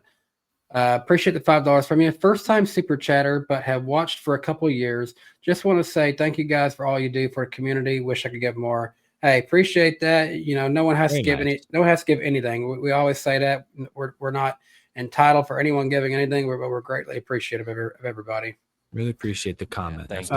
He gave an additional $5 actually and said, John, what would your advice be to an aspiring broadcaster who wants to get into iRacing or in real life racing? Big fan and would love to get involved with it. Oh, I love this question because I was asking this question about like 5 years ago. So if you have access to internet and you want to do sports broadcasting, sports media, or just anything that us four are doing now, you have access to do it. So I started off with, I wouldn't even say Project Cars 2. It was a little bit before that, the whole stop motions back when I was in middle school. So if you have an opportunity to download NR 2003, watch old NASCAR races from just back in the day, or go on a video game that has a spectator mode, you can call races off that. And that's really how you get started. iRacing becomes a little bit more easier for us because there's like certain areas where iRacing, I can bring it to in person with certain things I do. Even though at some point there does become like a stretch of like, okay, yeah, now this is not realistic anymore for broadcasting standards. But definitely starting off anything. It could be baseball, basketball, football. If you have access to a laptop, a monitor, and a microphone, and you can download a video game, NR 2003 is free if you know how to do it correctly. You can get started like that. That's how I did it. You look further down on my YouTube channel. You may not recognize me. You may not recognize my voice. But you'll see like even NR 2003 stuff that I did back in the day with just AI. That was basically how I got started. It still works today. Get used to your own voice, because if you can get over if you can get over the fear of what your own voice sounds like, that's the biggest hurdle. I mean, I sound like I get a comment sometimes said, you sound like you're gargling marbles. I'm like, I don't care. I like my voice. It's who I am. And if you're young, your voice will evolve. Like apparently my voice still isn't done. People have told me I sound different this year than last year. You sound really different in your first vlog at Daytona. Yeah, I'm well aware. The hair looked different and everything. It was terrible. If you really want to see and be shocked, go find the very first NWP where John was on with us. Oh, that was a great episode. That was one of my favorite episodes, actually. Yeah, it was the day I realized you could really piss off a Chase Elliott fan. You would not know that's John except for his looks. That was 2018. Bailey Riker, appreciate the $2 from you. Toyota deserves to lose Heim, to be honest. That was 7 years ago. I've been doing this for 7 years. It just hit me. Wow. 8. We're in season 8. Oh my gosh, that's right. Dang. But for 7 years. Justin Drake, appreciate the $19.99 from you. A good amount of drivers don't bring funding like Heim, but they get the shots in Joe Gibbs cars. Is Joe Gibbs being that petty to gatekeep Heim out of Xfinity JGR cars? Because Nepo Baby and Heim had a little rivalry in ARCA. Kind of. Feels that way. Part is Gibbs owns the 50, like Ty owns the 54 car now, right? The Xfinity car. Yeah.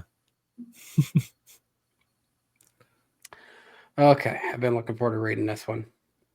Appreciate the $5 from NWP Pick Monkey. Obviously, I was gonna pick SVG last week. I'm also picking Heim for every truck race the rest of the season. Hashtag I stand in front row motorsports. There it is. I was waiting for that tonight. Logs Bex, appreciate the $4.99 from you. Trace Briscoe will win the 2025 championship. They spaced it. That's a bold take. Howdy, Logs. But believable. Yeah, I can believe it. Ethan, NASCAR fan, appreciate the $4.99 from you. What do y'all think will happen to the Lions this season? Ooh, Jarrett, love to hear your take on this one. That's difficult because they lost a lot of important pieces on the coaching side. I think the thing is, if they stay healthy, they'll probably be like a 12 and up win team. But with how difficult the NFC North schedule is this year compared to last year, if they get injured or the coaching isn't right, I could totally see them being like, 9-10 wins. If they slip a little bit, the division's tough. Like your whole division is what? It's Vikings, Lions, Packers, Bears. Yep. It's the best probably division lineup versus where everyone else is kind of just displaced. And the thing is, people say that's crazy, but that's the NFL for you. You can be the top of the world 1 or 2 years, and then it's just like stuff doesn't go right, and suddenly your 13-win team is an 8-win team. I think they'll make the playoffs. I think 3/4 of your division is good teams. What I've been seeing in the camps, Caleb Williams is still not it for the Bears. They got a lot further to go. Well, and the thing with that is Ben Johnson's whole system is under center, and Caleb Williams has played like 19 plays total since he started in college under center. He's been on shotgun, and it just, or in other sets, and it's going to be an adjustment period. But as far as the Lions go, the thing is, like, I'm not saying the Vikings are going to be any good either. Like, McCarthy has not looked stellar in camp or preseason, and they have a talented team, but if the quarterback isn't there, then you're going to be an 8 or 9 win team too. So to me, it's a pick 'em in the North. The Packers, Jordan Love, they got a good thing going right now. I think I gotta say that. They can't beat good teams. Last year, then they lost to like all 13-win teams and the Bears. So like I don't know. We'll see. That whole division, it could be any order by the end of the year. Yeah, I'll probably just say I think the Lions do win that division. We'll see. I don't know. It could be any of them. Bailey Riker, appreciate the $4.99 from you. Nice making driver changes all the time. Feels like when Legacy Motor Club was making office changes every other week. Jimmy Johnson has been promoted to executive of ownership, guys. Plot twist: Legacy's buying Nice Motorsports. That's what the announcement is. That's not, but Legacy is buying Nice, which in turn is buying a piece of Legacy. Yeah. Most convoluted merger of all time. Rowdy 18 diecast, appreciate $1.99. Taking 4 friends to Richmond for their first race. That's awesome, man. Yeah. Ooh, have fun. Be a great crowd. Nothing Night like racing. being there in person. I'll say get your concessions early at Richmond. Get it early, and don't wait till the stage breaks to do it. If somebody really needs to go get something to eat, get it before the race.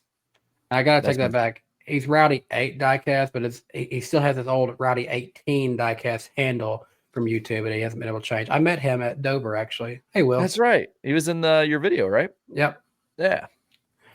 Cryptoplasty, appreciate the $4.99 from you. I was at the race on Sunday. Kyle Larson got a surprising amount of boos. Didn't know there were so many haters. You guys should really make it up there. I really should. I really should make it to Watkins Glen at some point. It's one of the few tracks on the East Coast I haven't gone to. I think I've said it's my top. It's probably my top like mainstay on the schedule that I have not been to. Yeah, I think the three on the East Coast I haven't gone to is Pocono, Watkins Glen, and Richmond. Wow. Andrew 2747, appreciate the $5 from you. Love the show, guys. Longtime listener. Eric, I blame you for my addiction to Raising Cane's. Dang, that's hilarious. What's I love the that. rehab for Raising Cane's addictions? Slim chickens. I had to give you some. I had to give you some drama for that one. By the way, Eric, In-N-Out Burger is getting ready to open up some locations here in Middle Tennessee. Oh, I saw that. I'm excited. About time. There y'all go. Yeah. I haven't been to In-N-Out in a while. Whataburger's still king.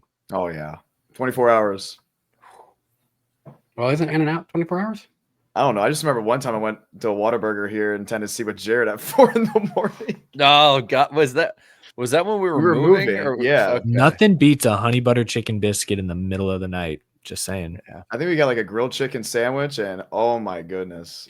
Well, no, you if you want something, if you haven't ate all day, like me, and it's been like 16 hours or so since you ate, you just get yourself a triple cheeseburger.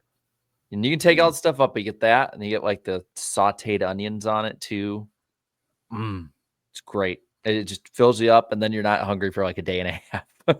I will still say, even though we're about to get In-N-Out and we have Whataburger in this town, Culver's still clears as the best burger in town, in my opinion. Culver's is a very solid fast food burger. To try Culver's. You haven't had Culver's? Really? Nope. You gotta have it, man. You gotta have it. Yeah, we gotta make that. I got cheese curds in Wisconsin when I went for Slinger in the Madison week for ASA. I was like, wow.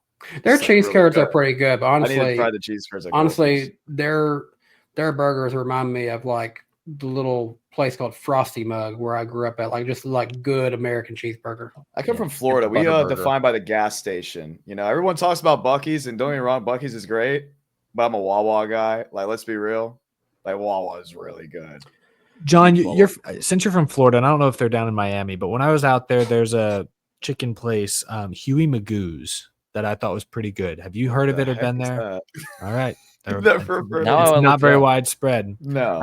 I got the impression there can't be more than like 10 of them, but they're in a lot of them. There's at least a couple in Central Florida. It's pretty good. Not quite Cane's, but pretty good.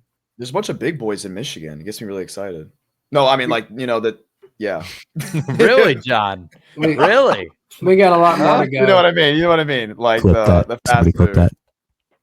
We got a lot more to go. Justin Drake, appreciate it. $9.99 from you. I just moved to Tampa, missed out on my hometown race at Watkins Glen, but look for Huey Magoo's Daytona.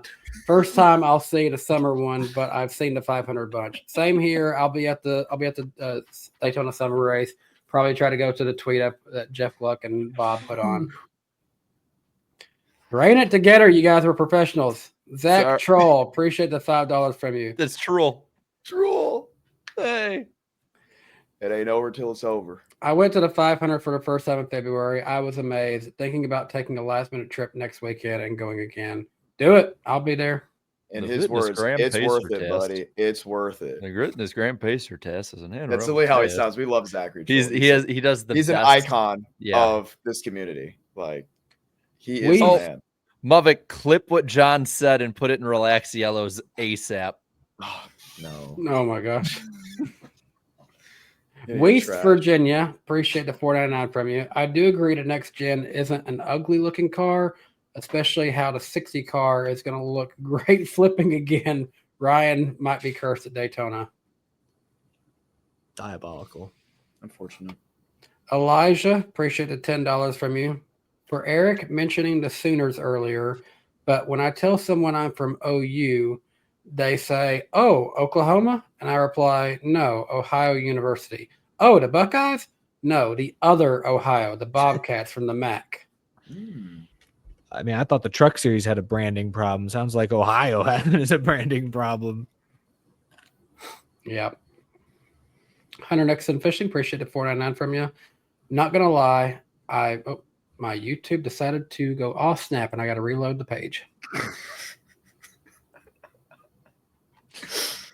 Anyways, Hunter Nixon Fishing said, not gonna lie, I miss unhinged Ross Chastain from 2022 to 2023. I think we all do a little bit. We got He's host so of our for Florida. that. As content farms, we had no idea how good we had it. I know, He's right? so good to interview. I love interviewing Ross Yeah. Chastain. Yeah. Mhm. And one final super chat, pending anybody else doing any shenanigans. Justin Drake, who has the #1 crown. He's been the most interactive person tonight. Top of the board. With the 1999 from Justin. Again, very generous, Justin. The Chicago Blackhawks misery score was only a 39. Guest fans finally came to terms that the dynasty was over a decade ago.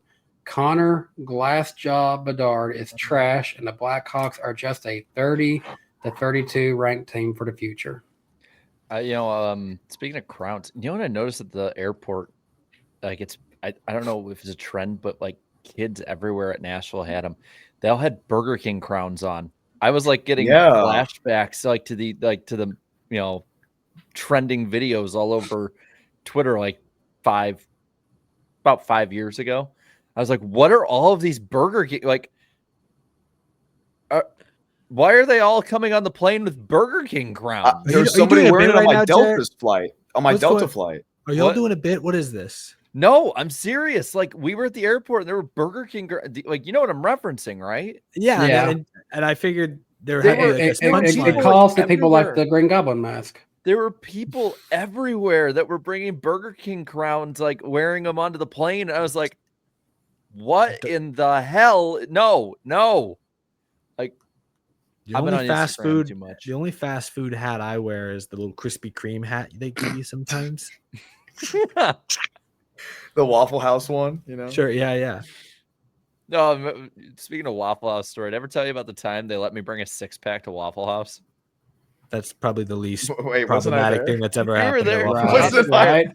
I came in with a 6-pack and I'm just like sitting there having a beer while I'm drinking or while I'm eating my Waffle House. And the lady says, hey, so like, we don't want people to see you drinking a beer. And I'm like, oh, okay, I can leave. Don't worry about it. She goes, no, here you go. She gives me a giant styrofoam cup. She says, just put it in and drink it out of a straw. Oh my gosh.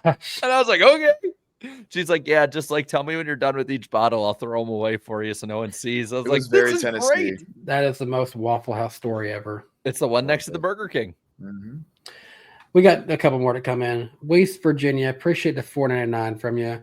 Also from the most trusted news source, Downforce, reporting that Nice has a new driver. Welcome to Nice Motorsports, Connor Jones. Well, he's been there a little bit. Oh, is that what their announcement is for? Is Connor Jones full-time Connor Jones? Is that what we're about to get? Radio sweetheart. Keep him away from the Burger King. Gonna bring the microphone a little closer to me for this one. Crazy. Zach Troll, appreciate the $5 from you. The Fitness Grand Pacer test is a multi-stage aerobic capacity test that gets progressively more difficult as it continues. It's the Southern version.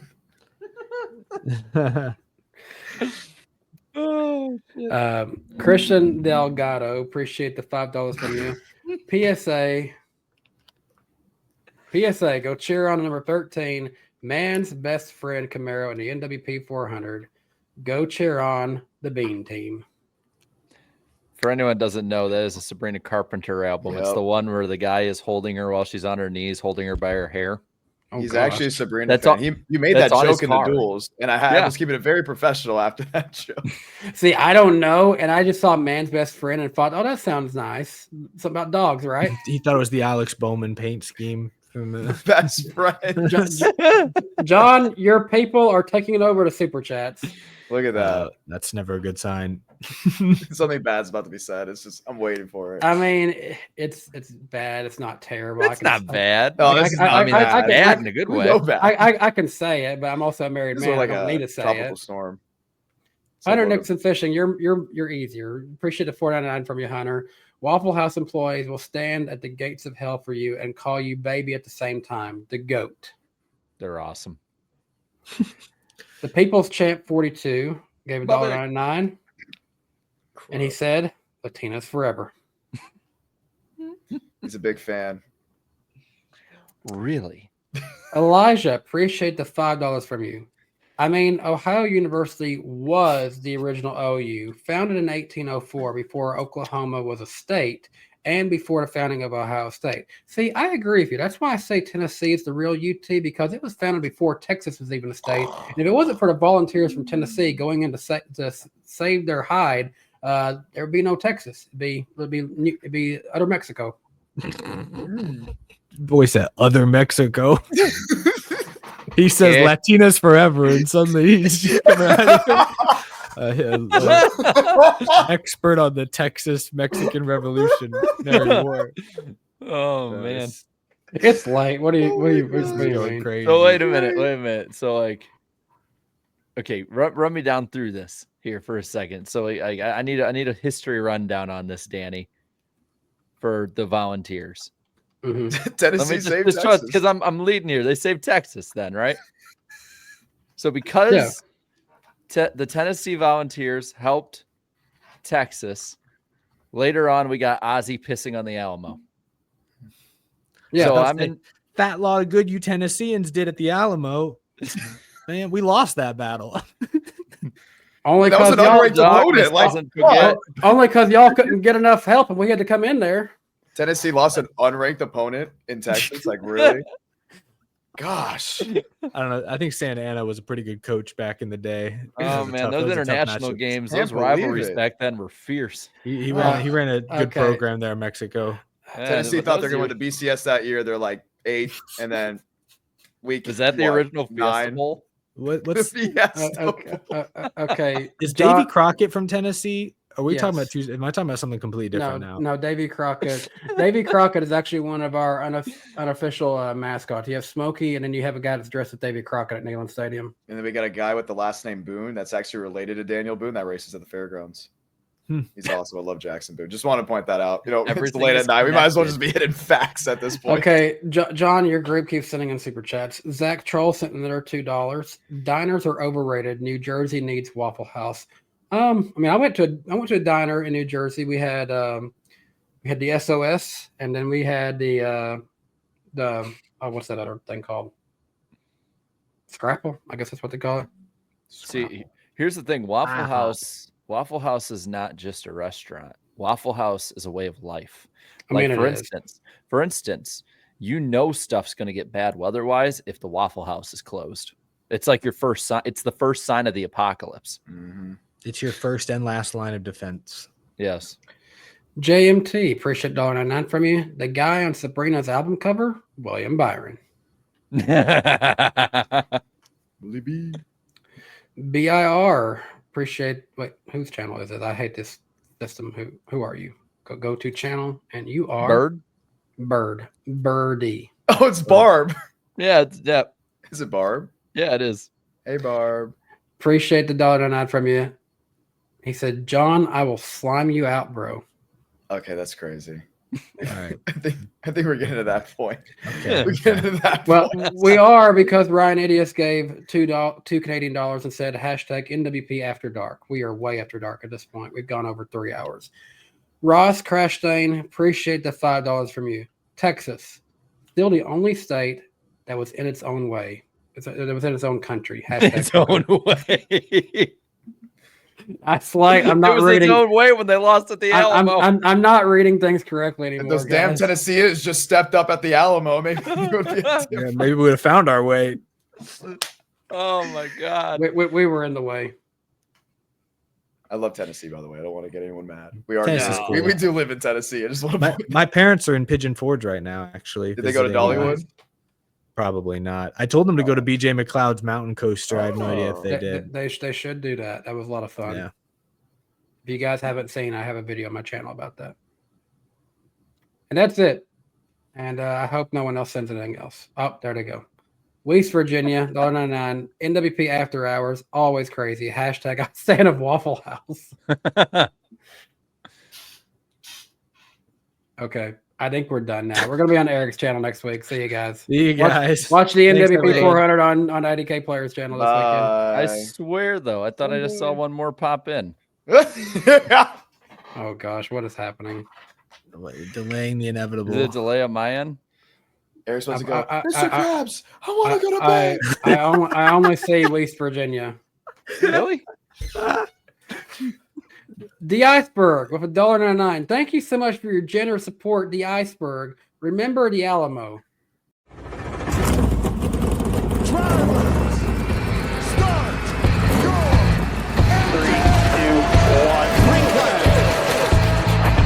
Started off right, pal. Right on, come on. Get outside. Rewind. Unbelievable. Great playing. We're going. I like the aggression. We probably dropped a great bar. You can go tell all those guys up there they can suck it. What we're about to do is not a good idea. All good. What is he doing? You've got to be kidding me. Half the pack is flying apart. They're so nice to See you at the line. Oh, pack of cars come piling in as well. Come. Coming light. Hello. Come back, caught him. That was incredible.